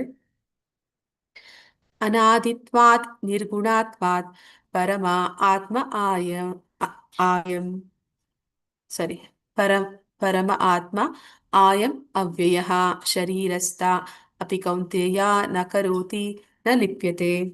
ಅನುವಾದ: ಅರ್ಜುನ ಅವಿನಾಶಿಯಾದ ಆತ್ಮವು ದಿವ್ಯವಾದದ್ದು, ನಿತ್ಯವಾದದ್ದು ಮತ್ತು ಗುಣಗಳನ್ನು ಮೀರಿತು. ಶಾಶ್ವತ ನೋಟವಿರುವವರು ಇದನ್ನು ಕಾಣಬಲ್ಲರು. ಐಹಿಕ ದೇಹದ ಸಂಪರ್ಕವಿದ್ದರೂ ಆತ್ಮವು ಏನನ್ನೂ ಮಾಡುವುದಿಲ್ಲ ಮತ್ತೆ ನಿರ್ಲಿಪ್ತವಾಗುವುದಿಲ್ಲ. ಇದರಲ್ಲಿ ಏನ್ ಹೇಳ್ತಾ ಇದ್ದಾರೆ, ಈ ಆತ್ಮದ ಒಂದು ಸ್ವರೂಪವನ್ನ ಹೇಳ್ತಾ ಇದ್ದಾರೆ. ಆತ್ಮ ಅನ್ನುವಂಥದ್ದು ಅದು ದಿವ್ಯವಾದದ್ದು ಅಂತಂದ್ರೆ ನಾವು ಕೂಡ ಆ ಒಂದು ಪರಾಶಕ್ತಿಯಿಂದ ಬಂದಂತವ್ರು. ಅಂದ್ರೆ ನಾವು ಕೂಡ ಭಗವಂತನ ಒಂದು ಅಂಶ. ಅವನಿಗೂ ನಮಗೂ ಏನಂತ ಹೇಳ್ತಾರೆ, ಗಾತ್ರದಲ್ಲಿ ವ್ಯತ್ಯಾಸ ಇದೆಯೇ ಹೊರತು ಗುಣದಲ್ಲಿ ವ್ಯತ್ಯಾಸ ಇಲ್ಲ. ಅಂದ್ರೆ ನಾವು ಕೂಡ ಸಚ್ಚಿದಾನಂದ ಸ್ವರೂಪಿಗಳೇ. ಅದನ್ನ ಇಲ್ಲಿ ಹೇಳ್ತಾ ಇದ್ದಾರೆ. ನಿತ್ಯವಾದದ್ದು ಅಂತಂದ್ರೆ ನಾವು ಶಾಶ್ವತವಾದಂಥವ್ರು. ಸತ್ ಅಂತಂದ್ರೆ ಶಾಶ್ವತತೆ, ಚಿತ್ ಅಂತಂದ್ರೆ ಪೂರ್ಣ ಜ್ಞಾನವನ್ನು ಹೊಂದಿರುವಂಥದ್ದು, ಮತ್ತೆ ಆನಂದ ಅಂತಂದ್ರೆ ಆನಂದದಲ್ಲಿ ಇರುವಂಥದ್ದು. ಮತ್ತೆ ಈ ಗುಣಗಳನ್ನು ಮೀರಿದ್ದು, ಗುಣಗಳು ಯಾವ ಗುಣಗಳನ್ನ ಮೀರಿದ್ದು? 3 ಗುಣಗಳು ಮಾತಾಜಿ. ಈ ಸತ್ವಗುಣ, ರಜಗುಣ, ತಮೋ ಗುಣಗಳನ್ನ ನಾವು ಮೀರಿದಂತವ್ರು. ಯಾವಾಗ ಈ ಭೌತಿಕ ಜಗತ್ತಿಗೆ ಬಂದ್ವಿ ಆಗ ಈ ಗುಣಗಳ ಒಂದು ಸಂಪರ್ಕಕ್ಕೆ ಬಂದುಬಿಟ್ವಿ. ಶಾಶ್ವತವಾದ ನೋಟ ಅಂತಂದ್ರೆ ಈ ಒಂದು ಆಧ್ಯಾತ್ಮಿಕ ಜ್ಞಾನವನ್ನ ಯಾರು ಪಡೆದಿದ್ದಾರೆ ಅಂತವರು ಐಹಿಕ ದೇಹದ ಸಂಪರ್ಕವಿದ್ದರೂ ಆತ್ಮವು ಏನನ್ನು ಮಾಡುವುದಿಲ್ಲ ಮತ್ತು ನಿರ್ಲಿಪ್ತವಾಗುವುದಿಲ್ಲ ಅಂತ ಹೇಳಿ ಹೇಳ್ತಾ ಇದ್ದಾರೆ. ಅಂದ್ರೆ ಯಾರು ಜ್ಞಾನಿ ಇದ್ದಾನೆ ಅವನು ಯಾವ ರೀತಿ ಕಾಣ್ತಾನೆ ಅಂತ ಅಂದ್ರೆ ನಾವು ಯಾವಾಗ ಈ ಕರ್ತೃತ್ವ ಭಾವ ಅಂತ ಹೇಳ್ತಾರೆ. ಕರ್ತೃತ್ವ ಭಾವ ಅಂತಂದ್ರೆ ನನ್ನನ್ನ ನಾನು ಒಂದು ವಸ್ತುವಿನ ಜೊತೆಗೆ ಸಂಬಂಧವನ್ನ ಏರ್ಪಡಿಸ್ಕೊಡುವಂಥದ್ದು. ಸಂಬಂಧವನ್ನ ಏರ್ಪಡಿಸ್ಕೊಂಡಾಗ ಏನಾಗುತ್ತೆ, ಅದು ನಮಗೆ ಬಂಧನಕ್ಕೆ ಕಾರಣ ಆಗುತ್ತೆ. ಯಾವಾಗ ಅದ್ರ ಜೊತೆ ನಮ್ಗೆ ಸಂಬಂಧ ಅನ್ನುವಂಥದ್ದು ಇರುವುದಿಲ್ಲ ಆಗ ಅದು ನಿರ್ಲಿಪ್ತತೆ ಅಂತ ಹೇಳ್ತಾರೆ. ಅದಕ್ಕೆ ಒಂದು ಉದಾಹರಣೆಯನ್ನ ಕೊಟ್ಟಿದ್ರು ಗುರುಗಳು. ಒಂದು ಏನಂತಂದ್ರೆ, ಒಬ್ಬ ವ್ಯಕ್ತಿಗೆ ಒಂದು 3-4 ಮನೆ, 3-4 ಆದ್ರೆ ಅವನು ಯಾವ ಮನೇಲಿ ಇಲ್ವೋ ಆ ಮನೆಗೆ ಬೆಂಕಿ ಬಿದ್ದಿದೆ ಅಂತ ಯಾವಾಗ ಅವನಿಗೆ ಈ ವಿಷಯ ಗೊತ್ತಾಗುತ್ತೆ, ಅವನು ಜೋರಾಗಿ ಅಳ್ತಾನೆ ಅಂತ ಹೇಳ್ತಾರೆ. ಅಂದ್ರೆ ಅವನಿಗೆ ದುಃಖ ಆಗುತ್ತೆ, ನನ್ಗೆ ಇಷ್ಟೊಂದು ನಷ್ಟ ಆಯ್ತು ಅಂತ ಹೇಳಿ ಅವನಿಗೆ ತುಂಬಾ ದುಃಖ ಆಗಿ ಅವನು ಅಳ್ತಾನೆ ಅಂತ. ಕೂಡಲೇ ಅವನ ಮಗ ತಂದೆ ಹತ್ರ ಬಂದು ಅವನು ಹೇಳ್ತಾನೆ, ಆ ಮನೆಯನ್ನ ಇನ್ನೊಬ್ಬರಿಗೆ ನಾ ಮಾರಿಬಿಟ್ಟೆ, 1 ವಾರದ ಹಿಂದೆ ಮಾರಿದ್ದಾಯ್ತು, ಅವರು ಹಣವನ್ನು ಕೂಡ ಕೊಟ್ಟಿದ್ದಾಗಿದೆ, ಈಗ ಆ ಮನೆ ನಮ್ಮದಲ್ಲ ಅಂತ ಹೇಳ್ತಾನೆ. ಆದ್ರೆ ಆ ವ್ಯಕ್ತಿ ಯಾರು ಅಳ್ತಾ ಇದ್ದ ಅವನು ಕೂಡಲೇ ನಿಲ್ಲಿಸ್ಬಿಡ್ತಾನೆ ಅಂತೆ ಅಳೋದನ್ನ. ಯಾಕೆ ನಿಲ್ಲಿಸ್ತಾನೆ ಹರಿಕೃಷ್ಣ? ಅವನಿಗೆ ಅದ್ರ ಮೇಲೆ ಇರ್ತಕ್ಕಂಥ ವ್ಯಾಮೋಹ ಇಲ್ಲ. ಅಲ್ಲಿ ಅದರ ಹಣ ಸಿಕ್ಕಿದೆ ಮಾತಾಜಿ. ಅಲ್ಲಿ ಅವನು ಯಾಕೆ ಅಳದನ್ನ ನಿಲ್ಲಿಸ್ತಾ ಅಂತಂದ್ರೆ, ಆ ಮನೆ ಇನ್ನ ಹತ್ತಿ ಹುರಿತಾನೆ ಇದೆ, ಇನ್ನೂ ಅದು ಬೆಂಕಿಯಲ್ಲಿ ಇದೆ. ಆದ್ರೆ ಈಗ ಅವನಿಗೆ ದುಃಖ ಇಲ್ಲ. ಯಾಕೆ ದುಃಖ ಇಲ್ಲ ಅಂತಂದ್ರೆ, ಆ ಮನೆ ನನ್ನದಲ್ಲ ಅನ್ನುವಂಥದ್ದು. ಯಾವಾಗ ಆ ಮನೆ ನನ್ನದು ಅಂತ ಒಂದು ಸಂಬಂಧ ಇತ್ತು ಆಗ ಅಲ್ಲಿ ಆಗ್ತಾ ಇರುವಂತ ನಷ್ಟ ಅವನಿಗೆ ಆಗ್ತಾ ಇರುವಂತ ನೋವು. ಯಾವಾಗ ಆ ಮನೆ ನಂದಲ್ಲ ಅಂತ ಆಯ್ತು ಆ ಕೂಡಲೇ ಅಲ್ಲಿ ಆಗ್ತಾ ಇದೆ, ಇನ್ನ ಅಲ್ಲಿ ನಷ್ಟ ಆಗ್ತಿದೆ, ಆದ್ರೂ ಕೂಡ ಅವನಿಗೆ ನೋವಿಲ್ಲ. ಹಾಗೆ ನಾವು ಯಾವಾಗ ನೋವು ಪಡ್ತೀವಿ ಅಂತಂದ್ರೆ, ಎಲ್ಲಾದ್ರ ಜೊತೆಲಿ ಯಾವಾಗ ಹೆಚ್ಚು ಸಂಬಂಧವನ್ನ ಇಟ್ಕೋತೀವಿ ಆಗ ನಮ್ಗೆ ನೋವು ಅನ್ನೋಂಥದ್ದು ಆಗುತ್ತೆ. ಸಂಬಂಧಗಳು ಅದು ಎಂಥದ್ದು ಅಂದ್ರೆ, ನಮ್ಮ ಸಂಬಂಧ ಅದ್ರ ಜೊತೆ ಅದು ಎಷ್ಟು ಶಾಶ್ವತವಾದದ್ದು ಅನ್ನೋದು ನಮ್ಗೆ ಯಾವಾಗ ಅರ್ಥ ಆಗುತ್ತೆ ಆಗ ನಮ್ಗೆ ಆ ಒಂದು ನೋವು ಅನ್ನೋಂಥದ್ದು ಇರೋದಿಲ್ಲ. ಅದನ್ನೇ ಹೇಳ್ತಾ ಇದ್ದಾರೆ. ಈ ದೇಹದಲ್ಲಿ ಆತ್ಮ ಇದ್ರೂ ಕೂಡ ಈ ದೇಹದಲ್ಲಿ ಏನೆಲ್ಲ ಆಗ್ತಾ ಇದೆ ಅದನ್ನ ನಿಜವಾಗ್ಲೂ ಮಾಡ್ತಾ ಇರುವಂತದ್ದು ಪ್ರಕೃತಿನೇ ಹೊರತು ಆತ್ಮದಿಂದ ಅದು ನಡೀತಿರುವಂತದ್ದಲ್ಲ ಅಂತ ಅಲ್ಲಿ ಭಾವಾರ್ಥ ಪ್ರಭಾವದಿಂದ ಜೀವಿ ಜನ್ಮ ತಾಳಿದಂತೆ ಕಾಣುತ್ತದೆ. ಅಂದ್ರೆ ಈ ದೇಹ ಪಡ್ಕೊಳ್ಳುವಂಥದ್ದು, ಜೀವಿ ಯಾವ ರೀತಿ ಅಂತಂದ್ರೆ ಈಗ ಆ ಶಾಶ್ವತವಾದ ಒಂದು ಆಮ್, ಜೀವಿಗಳು ಜೀವಾತ್ಮ ಅನ್ನುವಂಥದ್ದು ಅದು ಅನಾದಿ ಶಾಶ್ವತ ಅಂತ ನಾವು ನೋಡಿದ್ವಿ. ಆದ್ರೆ ಇಲ್ಲಿ ನಾವು ನೋಡ್ತಾ ಇದ್ವಿ ಆ ಜೀವ ಅದು ಅದಕ್ಕೆ ಬರ್ತ್ಡೇ ಆಗ್ತಾ ಇದೆ, ಡೆತ್ ಡೇ ಆಗ್ತಾ ಇದೆ. ಆದ್ರೆ ಆಗ್ತಾ ಇರುವಂತದ್ದು ಆತ್ಮಕ್ಕ, ಹರೇ ಕೃಷ್ಣ, ಆತ್ಮಕ್ಕಲ್ಲ ಮಾತಾಜಿ, ದೇಹಕ್ಕೆ ಆಗ್ತಾ ಇದೆ. ಆ ದೇಹಕ್ಕೆ ಆಗ್ತಾ ಇದೆ. ಅದನ್ನ ಯಾವ ರೀತಿ ಹೇಳ್ತಾರೆ ಅಂತಂದ್ರೆ ಆ ಚಂದ್ರ ಆಕಾಶದಲ್ಲಿದ್ದಾನೆ, ಅವನು ಚಲಿಸ್ತಾ ಇಲ್ಲ, ಒಂದೇ ಜಾಗದಲ್ಲಿ ಸ್ಥಿತನಾಗಿದ್ದಾನೆ. ಆದ್ರೆ ಅದೇ ಚಂದ್ರನ ಬಿಂಬವನ್ನ ನಾವು ಯಾವ್ದಾದ್ರು ಹರಿತಾ ಇರುವ ನೀರಿನಲ್ಲಿ ನೋಡಿದಾಗ ಚಂದ್ರ ಅಂದ್ರೆ ಅಲುಗಾಡ್ತಿರುವಂತೆ ಕಾಣುತ್ತೆ. ಆದ್ರೆ ವಾಸ್ತವದಲ್ಲಿ ಚಂದ್ರ ಅಲುಗಾಡ್ತಾ ಇದ್ದಾನ ಇಲ್ಲ ಆಕಾಶದಲ್ಲಿ?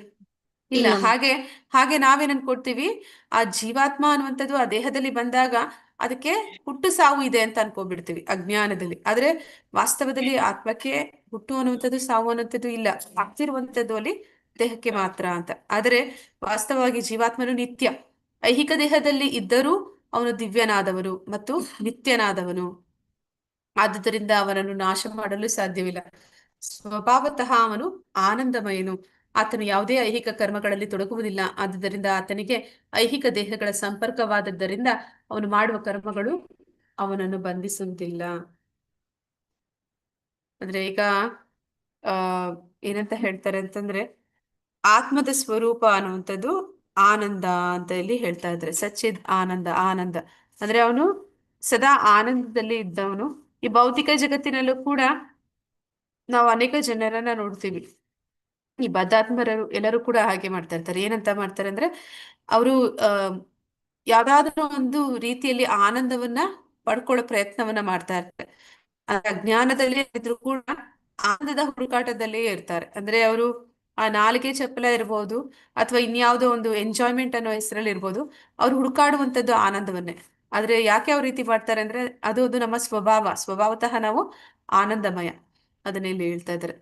ಮತ್ತೆ ಈ ದೇಹದ ಒಂದು ಸಂಪರ್ಕದಿಂದ ಏನೆಲ್ಲ ಕರ್ಮಗಳು ಆಗ್ತಾ ಇದೆ, ಅದು ಆ ದೇಹದಲ್ಲಿ ನಾವು ಅಂತಹ ರೂಪ ಪಡೆದ ಕಾರಣ ಅದೆಲ್ಲ ನಡೀತಿದೆ. ಆದ್ರೆ ಅದು ಯಾರು ಜ್ಞಾನಿಯಾದವನು ಇರ್ತಾನೆ ಅಂತವನಿಗೆ ಆ ಒಂದು ಆತ್ಮಕ್ಕೆ ಆ ಬಂಧನ ಅನ್ನುವಂಥದ್ದು ಇಲ್ಲ. ಆ ಬಂಧನ ಅನ್ನುವಂಥದ್ದು ಯಾವಾಗ ನಾವು ಅದ್ರ ಜೊತೆ ಸಂಬಂಧವನ್ನ ಏರ್ಪಡಿಸ್ಕೋತೀವಿ ಆಗ ಅದು ನಮ್ಗೆ ನೋವನ್ನ ಕೊಡುತ್ತೆ. ಇಲ್ಲ ಅಂತಂದ್ರೆ ಅಲ್ಲಿ ವಾಸ್ತವದಲ್ಲಿ ನಮ್ಗೆ ಕರ್ಮ ಬಂಧನ ಅನ್ನುವಂಥದ್ದು ಆ ಜೀವಾತ್ಮನಿಗೆ ಇಲ್ಲ ಅಂತ ಇಲ್ಲಿ ಹೇಳ್ತಾ ಇದ್ದಾರೆ. ಮಾತಾಜಿ, ನಾನು ಓದ್ತೇನೆ ಹೇಳಿ ಮಾತಾಜಿ. ಬದಜ್. ಹಾ ನಾನು ಮಾತಾಜಿ. ಯಥಾ ಸರ್ವಗಣಂ ಸತ್ಯಂ ಧಾಕಾಶಂ ನಮೋಸ್ತುತೆ ಯಥಾ ಸರ್ವಗತಂ ಸಾಕ್ಷಾದಾಕಾಶಂ ನೋಪೋ ಲಿಪತ್ತೆ ಸರ್ವಾರ್ಥ ಸ್ಥಿತೋ ದೇಹೇ ತಥಾತ್ಮ ನೋಪಲಿಪ್ಯತೆ. ಅನುವಾದ.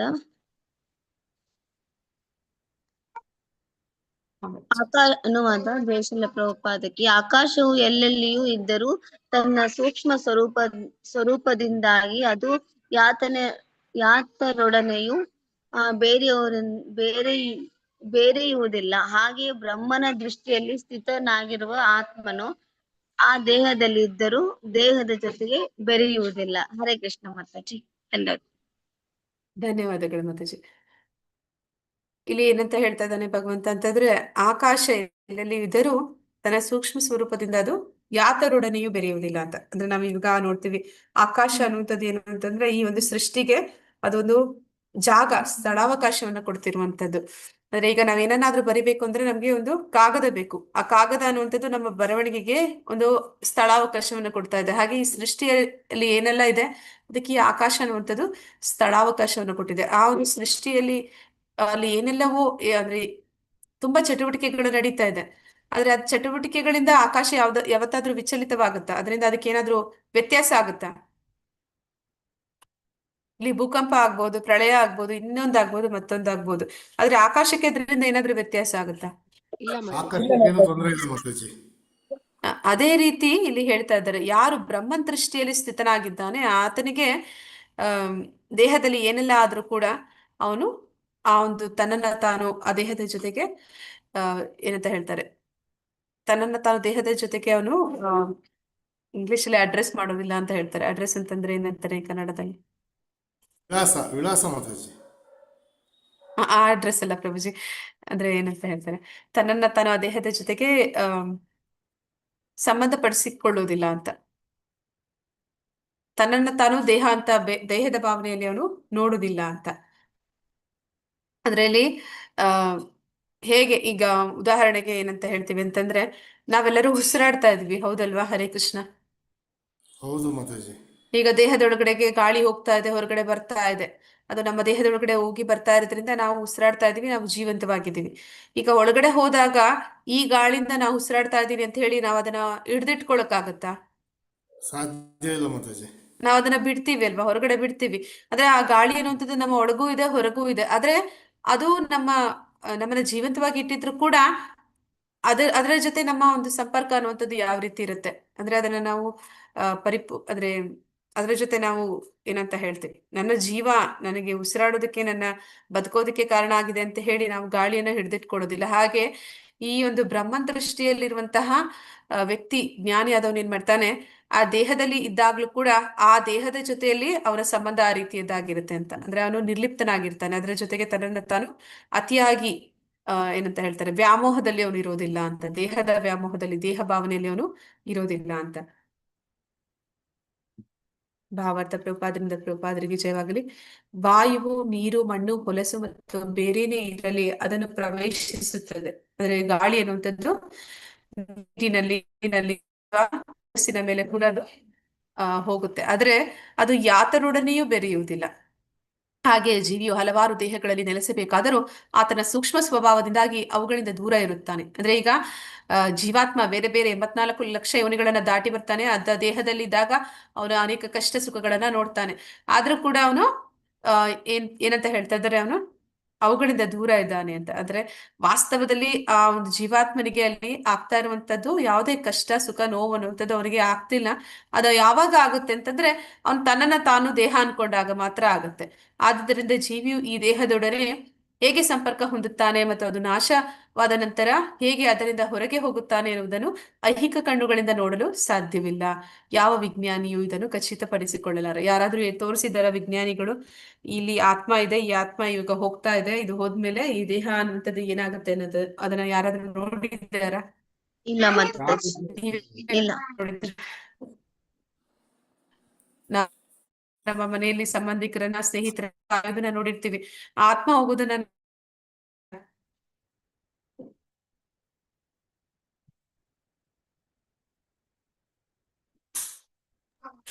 ಹರೇ ಕೃಷ್ಣ ಹರೇ ಕೃಷ್ಣ ಮಾತಾಜಿ.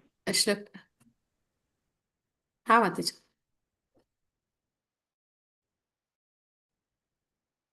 ಓದಿ ಮಾತಾಜಿ.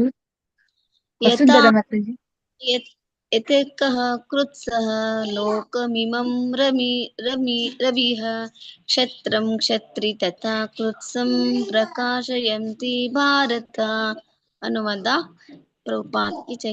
ಭರತ ವಂಶನಾದ ಅರ್ಜುನನೇ, ಒಬ್ಬನೇ ಸೂರ್ಯನು ಇಡೀ ವಿಶ್ವವನ್ನು ಹೇಗೆ ಬೆಳಗುತ್ತಾನೋ ಹಾಗೆಯೇ ದೇಹದೊಳಗಿನ ಜೀವಿಯು ಪ್ರಜ್ಞೆಯಿಂದ ಇಡೀ ದೇಹವನ್ನು ಬೆಳಗುತ್ತಾನೆ. ಹರೇ ಕೃಷ್ಣ ಮಾತಾಜಿ, ದಂಡವತ್. ಧನ್ಯವಾದಗಳು ಮಾತಾಜಿ. ಅಂದ್ರೆ ಇಲ್ಲಿ ಏನಂತ ಹೇಳ್ತಾ ಇದಾರೆ, ಈ ಸೌರಮಂಡಲದಲ್ಲಿ ಸೂರ್ಯ ಒಬ್ಬನೇ ಇದ್ದಾನೆ, ಅವನಿಂದ ಅನೇಕ ಗ್ರಹ ವ್ಯೂಹಗಳಲ್ಲಿ ಬೆಳಕು ಅದು ಬರ್ತಾ ಇದೆ. ಅದೇ ರೀತಿ ಈ ಒಂದು ದೇಹದಲ್ಲಿ ಆ ಪುಟ್ಟ ಗಾತ್ರದಲ್ಲಿರುವಂತಹ, ಅಂದ್ರೆ ನಮ್ಮ ಕೂದಲ ಮೊನೆಯ 10,000ದಲ್ಲಿ 1 ಭಾಗ ಇರುವಂತಹ ಗಾತ್ರವನ್ನು ಹೊಂದಿರುವಂತಹ ಪ್ರಜ್ಞೆ ಎನ್ನುವಂತಹ ರೂಪದಲ್ಲಿ ಇರುವಂತಹ ಜೀವಾತ್ಮ ಇಡೀ ದೇಹಕ್ಕೆ ಆ ಚೈತನ್ಯವನ್ನ ಕೊಡ್ತಾ ಇದ್ದಾನೆ. ಅದು ಅವನಿರುವಂತದ್ದು ಹೃದಯ ಭಾಗದಲ್ಲಿ. ಆದ್ರೆ ನಮ್ಮ ಇಡೀ ದೇಹ ಆ ಒಂದು ಪುಟ್ಟ ಗಾತ್ರಕ್ಕೆ ಕಂಪೇರ್ ಮಾಡಿದ್ರೆ ನಮ್ಮ ದೇಹ ದೊಡ್ಡದು.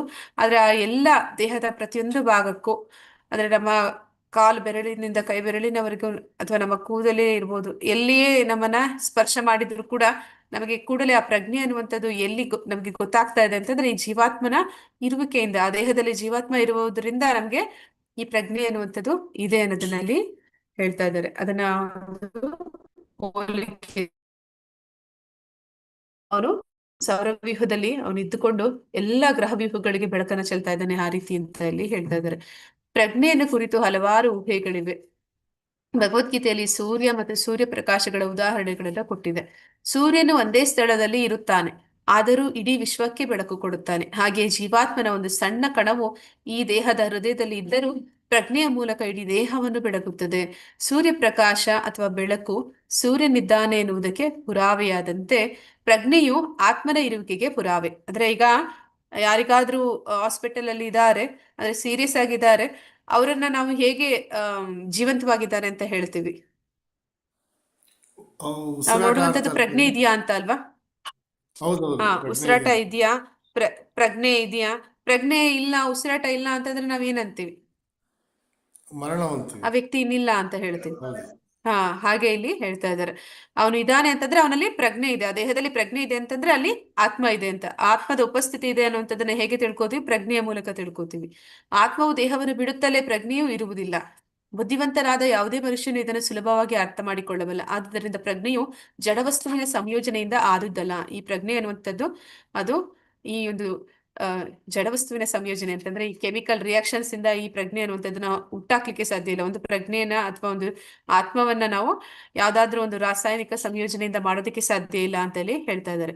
ಅದು ಜೀವಿಯ ಲಕ್ಷಣ. ಅಂದ್ರೆ ಈಗ ವಿಜ್ಞಾನಿಗಳು ಏನಂತ ಹೇಳ್ತಾರೆ, ಈ ಒಂದು ಜೀವ ಅನ್ನುವಂಥದ್ದು ಹೇಗೆ ಹುಟ್ಟಿತು ಅಂತಂದ್ರೆ ಯಾವ್ದೋ ಒಂದು ರಾಸಾಯನಿಕ ಪ್ರಕ್ರಿಯೆ ಆಯ್ತು, ಅದರಿಂದ ಒಂದು ಅಣು ಅದು ಸೃಷ್ಟಿ ಆಯ್ತು, ಆ ಅಣು ವಿಭಜನೆ ಆಗ್ತಾ ಹೋಯ್ತು, ಬೇರೆ ಬೇರೆ ರೂಪಗಳನ್ನ ಪಡ್ಕೊಂತು ಅಂತ. ಆದ್ರೆ ವಾಸ್ತವದಲ್ಲಿ ಆ ರೀತಿ ಆಗೋದಕ್ಕೆ ಸಾಧ್ಯನೇ ಇಲ್ಲ.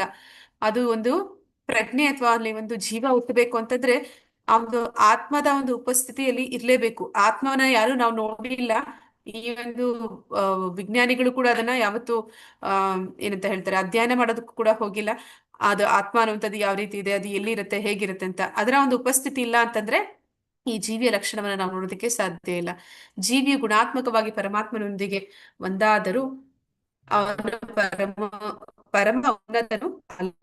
ಏಕೆಂದರೆ ಒಂದು ದೇಹದ ಪ್ರಜ್ಞೆಯು ಇನ್ನೊಂದು ದೇಹದ ಪ್ರಜ್ಞೆಗೆ ಪಾಲ್ಗೊಳ್ಳುವುದಿಲ್ಲ. ಆದರೆ ಜೀವಾತ್ಮನು ಗೆಳೆಯನಾಗಿ ಎಲ್ಲಾ ದೇಹಗಳಲ್ಲಿ ಇರುವ ಪರಮಾತ್ಮೆಯು ಇರುತ್ತದೆ. ಪರಮ ಪ್ರಜ್ಞೆಯು ವೈಯಕ್ತಿಕ ಪ್ರಜ್ಞೆಗೂ ಇರುವ ವ್ಯತ್ಯಾಸ ಇದು ಅಂತಲ್ಲಿ ಹೇಳ್ತಾ ಇದ್ದಾರೆ.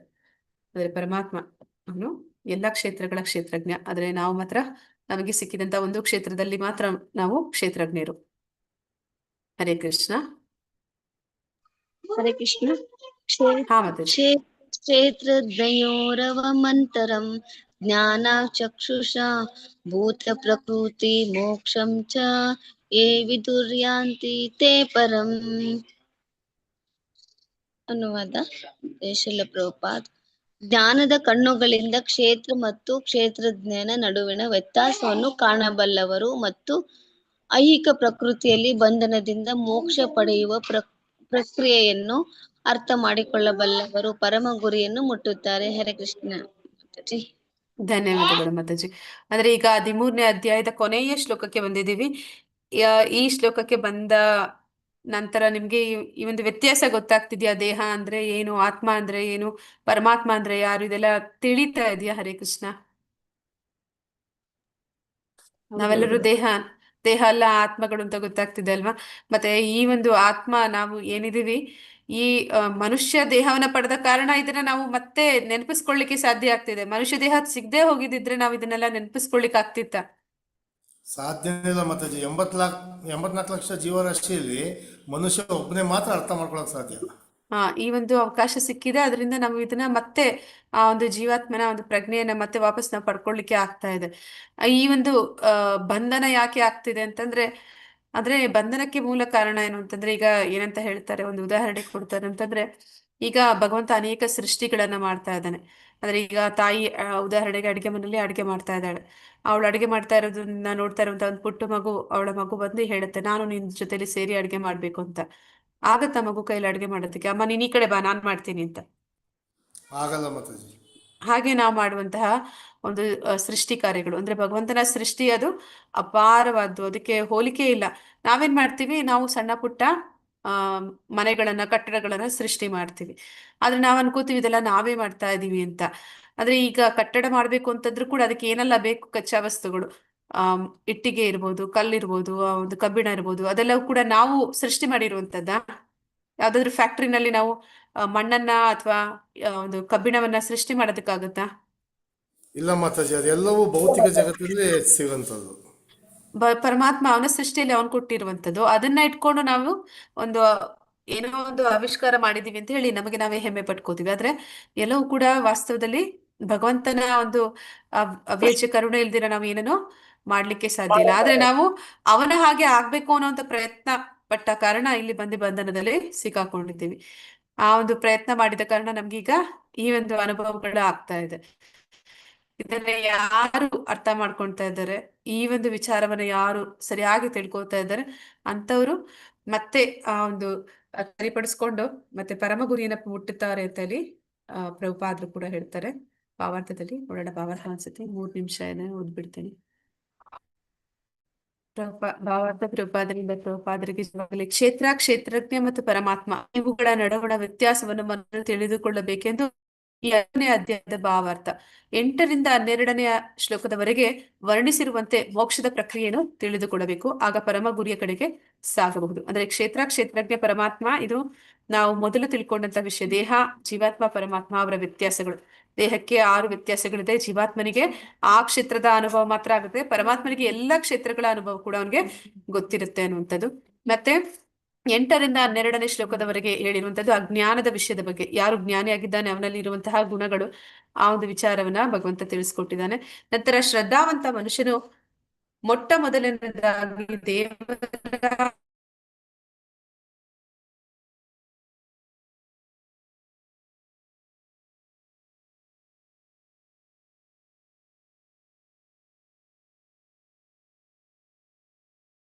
ಮನುಷ್ಯನು ಒಬ್ಬ ಗುರುವನ್ನು ಸ್ವೀಕರಿಸಿದ ಜಡವಸ್ತು ಮತ್ತು ಚೇತನಗಳ ನಡುವೆ ವ್ಯತ್ಯಾಸವನ್ನು ಕಾಣಲು ಕಲಿಯಬಹುದು.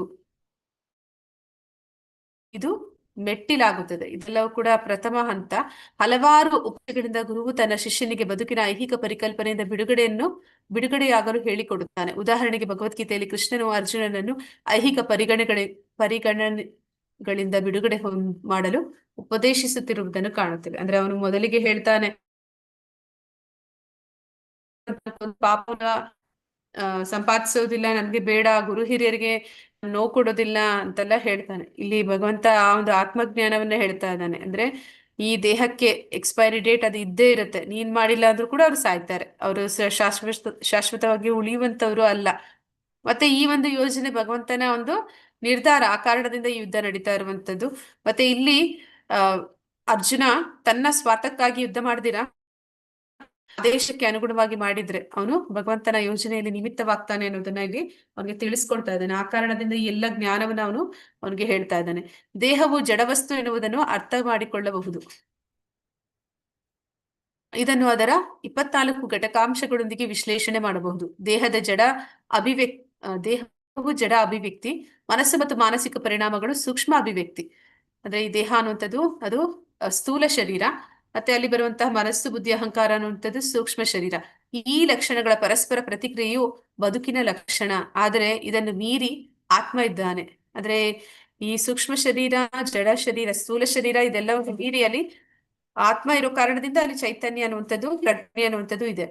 ಪರಮಾತ್ಮನೂ ಇದ್ದಾನೆ. ಆತ್ಮನು ಪರಮಾತ್ಮನು ಭಿನ್ನರು. ಆತ್ಮ ಮತ್ತು 24 ಘಟಕಾಂಶಗಳು ಇವುಗಳ ಸಂಯೋಜನೆಯಿಂದ ಈ ಐಹಿಕ ಜಗತ್ತು ಕೆಲಸ ಮಾಡ್ತಾ ಇದೆ.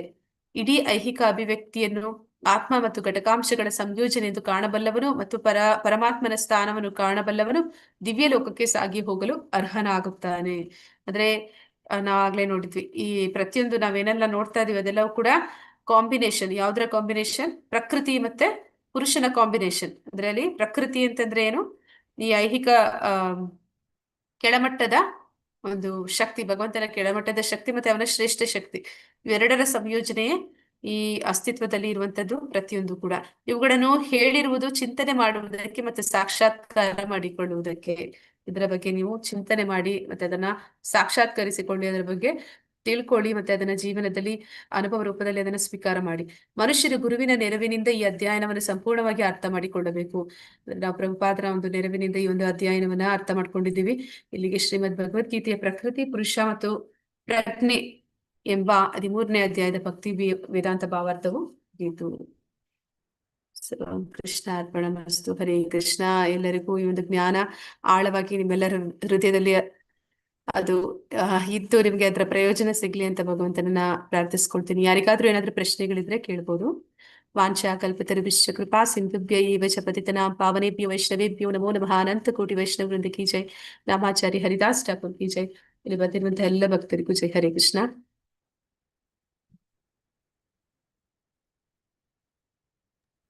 ಹರೇ ಕೃಷ್ಣ ಮಾತಾಜಿ, ತುಂಬಾ ಚೆನ್ನಾಗಿ ಹೇಳಿದ್ರ ಮಾತಾಜಿ.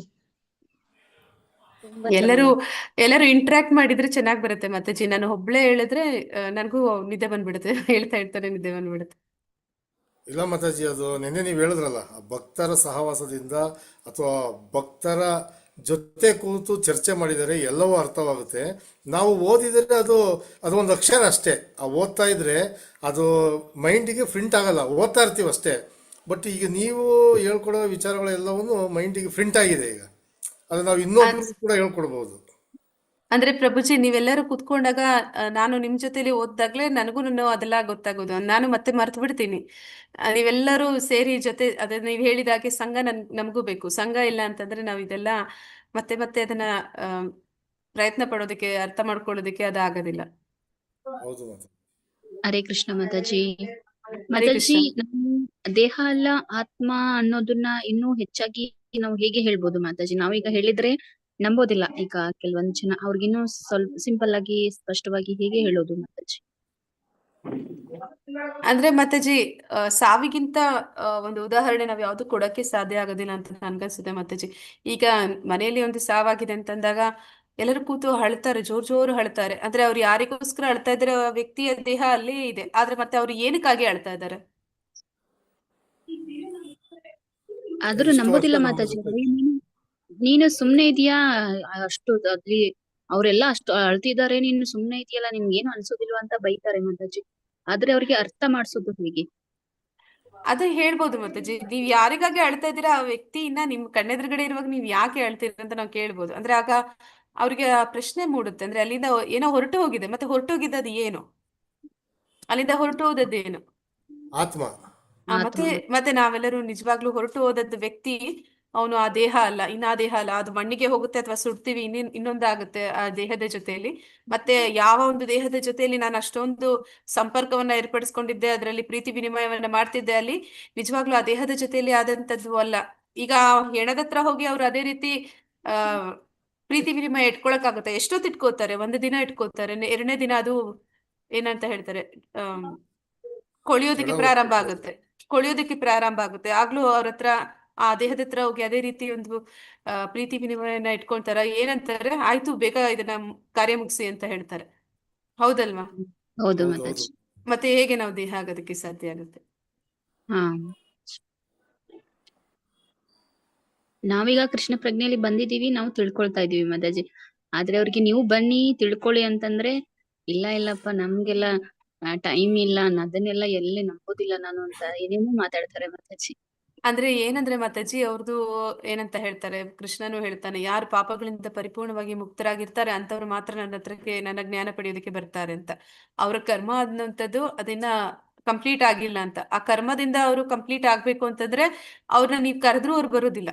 ಅವಾಗ ಏನ್ ಹ್ಮ್. ಮಾಡ್ಬೇಕು ಅಂತ ಹೇಳ್ತಾರೆ ಅಂತಂದ್ರೆ, ಅವ್ರಿಗೆ ಭಕ್ತಿ ಪುಣ್ಯವನ್ನ ಕೊಡಬೇಕು ಅಂತ ಹೇಳ್ತಾರೆ. ಭಕ್ತಿ ಪುಣ್ಯ ಅಂತಂದ್ರೆ ಏನಂದ್ರೆ, ಅವ್ರ ಕೈಯಿಂದ ಅವ್ರಿಗೆ ಗೊತ್ತಿಲ್ಲದ ಹಾಗೆ ಆ ಭಕ್ತಿ ಕಾರ್ಯಗಳಲ್ಲಿ ಸೇವೆ ಮಾಡಿಸ್ಬೇಕು ಅಂತ. ಅಂದ್ರೆ ಯಾವ ರೀತಿ ಸೇವೆ ಮಾಡಿಸೋದು ಅಂತಂದ್ರೆ, ಈಗ ಅವ್ರ ಹತ್ರ ಸ್ಥಿತಿವಂತರು ಇದ್ರೆ, ಹಣ ಇದ್ರೆ, ಅವರಿಂದ ಹಣವನ್ನ ಪಡ್ಕೊಳ್ಳಿ. ಹಣವನ್ನ ಪಡ್ಕೊಂಡು ಯಾವ್ದಾದ್ರು ಆ ಭಕ್ತಿ ಕಾರ್ಯದಲ್ಲಿ ಅದನ್ನ ತೊಡಗಿಸಿ.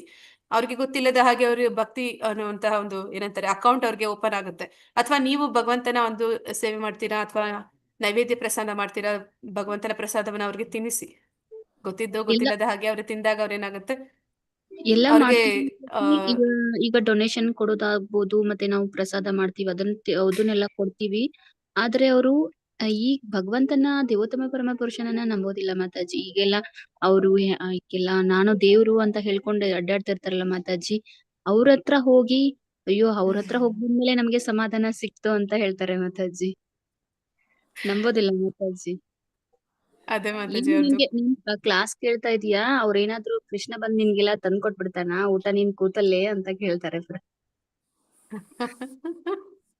ಮತ್ತೆ ಯಾರು ತಂದು ಕೊಡ್ತಾರೆ ಮಾತಾಜಿ ಅವ್ರಿಗೆ ಊಟ? ಅವರೇ ಸಂಪಾದನೆ ಮಾಡ್ತಾರೆ ಅಂತ ಹೇಳ್ತಾರ? ಹಾ ಮಾತಾಜಿ, ನೀ ಏನು ಕೆಲಸ ಮಾಡೋದಿಲ್ಲ ಆ ಟೈಮಿಗೆ 1 ಅವರ್. ಈಗ ನಾನು ಕಂಟಿನ್ಯೂಸ್ ಆಗಿ ಕ್ಲಾಸ್ ಕೇಳ್ತೀನಿ, ಶ್ಲೋಕ ಕ್ಲಾಸ್ ಮತ್ತೆ ಭಾಗವತ ಕ್ಲಾಸ್. ಬೆಳಗ್ಗೆ 3 ಕ್ಲಾಸ್ ಕೇಳ್ತೀನಲ್ವಾ ಮಾತಾಜಿ, ಏನ್ ಅದನ್ನೇ ಕೇಳ್ಕೊಂಡಿರ್ತೀಯ. ಮತ್ತೆ ನಾನಲ್ದೆ ನನ್ ತಂಗಿ ಕೂಡ ಈಗ ನನ್ನನ್ನು ನೋಡ್ತಾ ಅವಳು ಕೂಡ ಕೃಷ್ಣ ಪ್ರಜ್ಞೆಯಲ್ಲಿ ಬಂದಿದ್ದಾಳೆ ಮಾತಾಜಿ. ನೀನ್ ತಲೆ ಕೆಡಿಸ್ಕೊಂಡಿದ್ದಲ್ದೆ ಅವಳನ್ನೂ ತಲೆ ಕೆಡಿಸ್ಬಿಟ್ಟಿಯಾ ಅಂತ. ಹರಿ ಬೋಲ್ ಮಾತಾಜಿ. ಹೋಗ್ಲಿ ಬಿಡಿ, ಕೊನೆಗೆ ಒಬ್ರಾದ್ರೂ ಬಂದ್ರಲ್ಲ ನಿಮ್ಮಿಂದ. ಹಾ ಮಾತಾಜಿ ಬಂದಿದ್ದಾರೆ ಮಾತಾಜಿ. ಮಾತಾಜಿ ಅಂದ್ರೆ ಹಾ ಪ್ರಭುಜಿ. ಮಾತಾಜಿ, ನೀವು ಹಿಂದೆ ಹೇಳ್ಕೊಟ್ಟಂತ ಈ ಭಗವದ್ಗೀತೆಯಲ್ಲೇ ಒಂದು ಪಾಠ ಇದೆ ಮಾತಾಜಿ. ಏನಂದ್ರೆ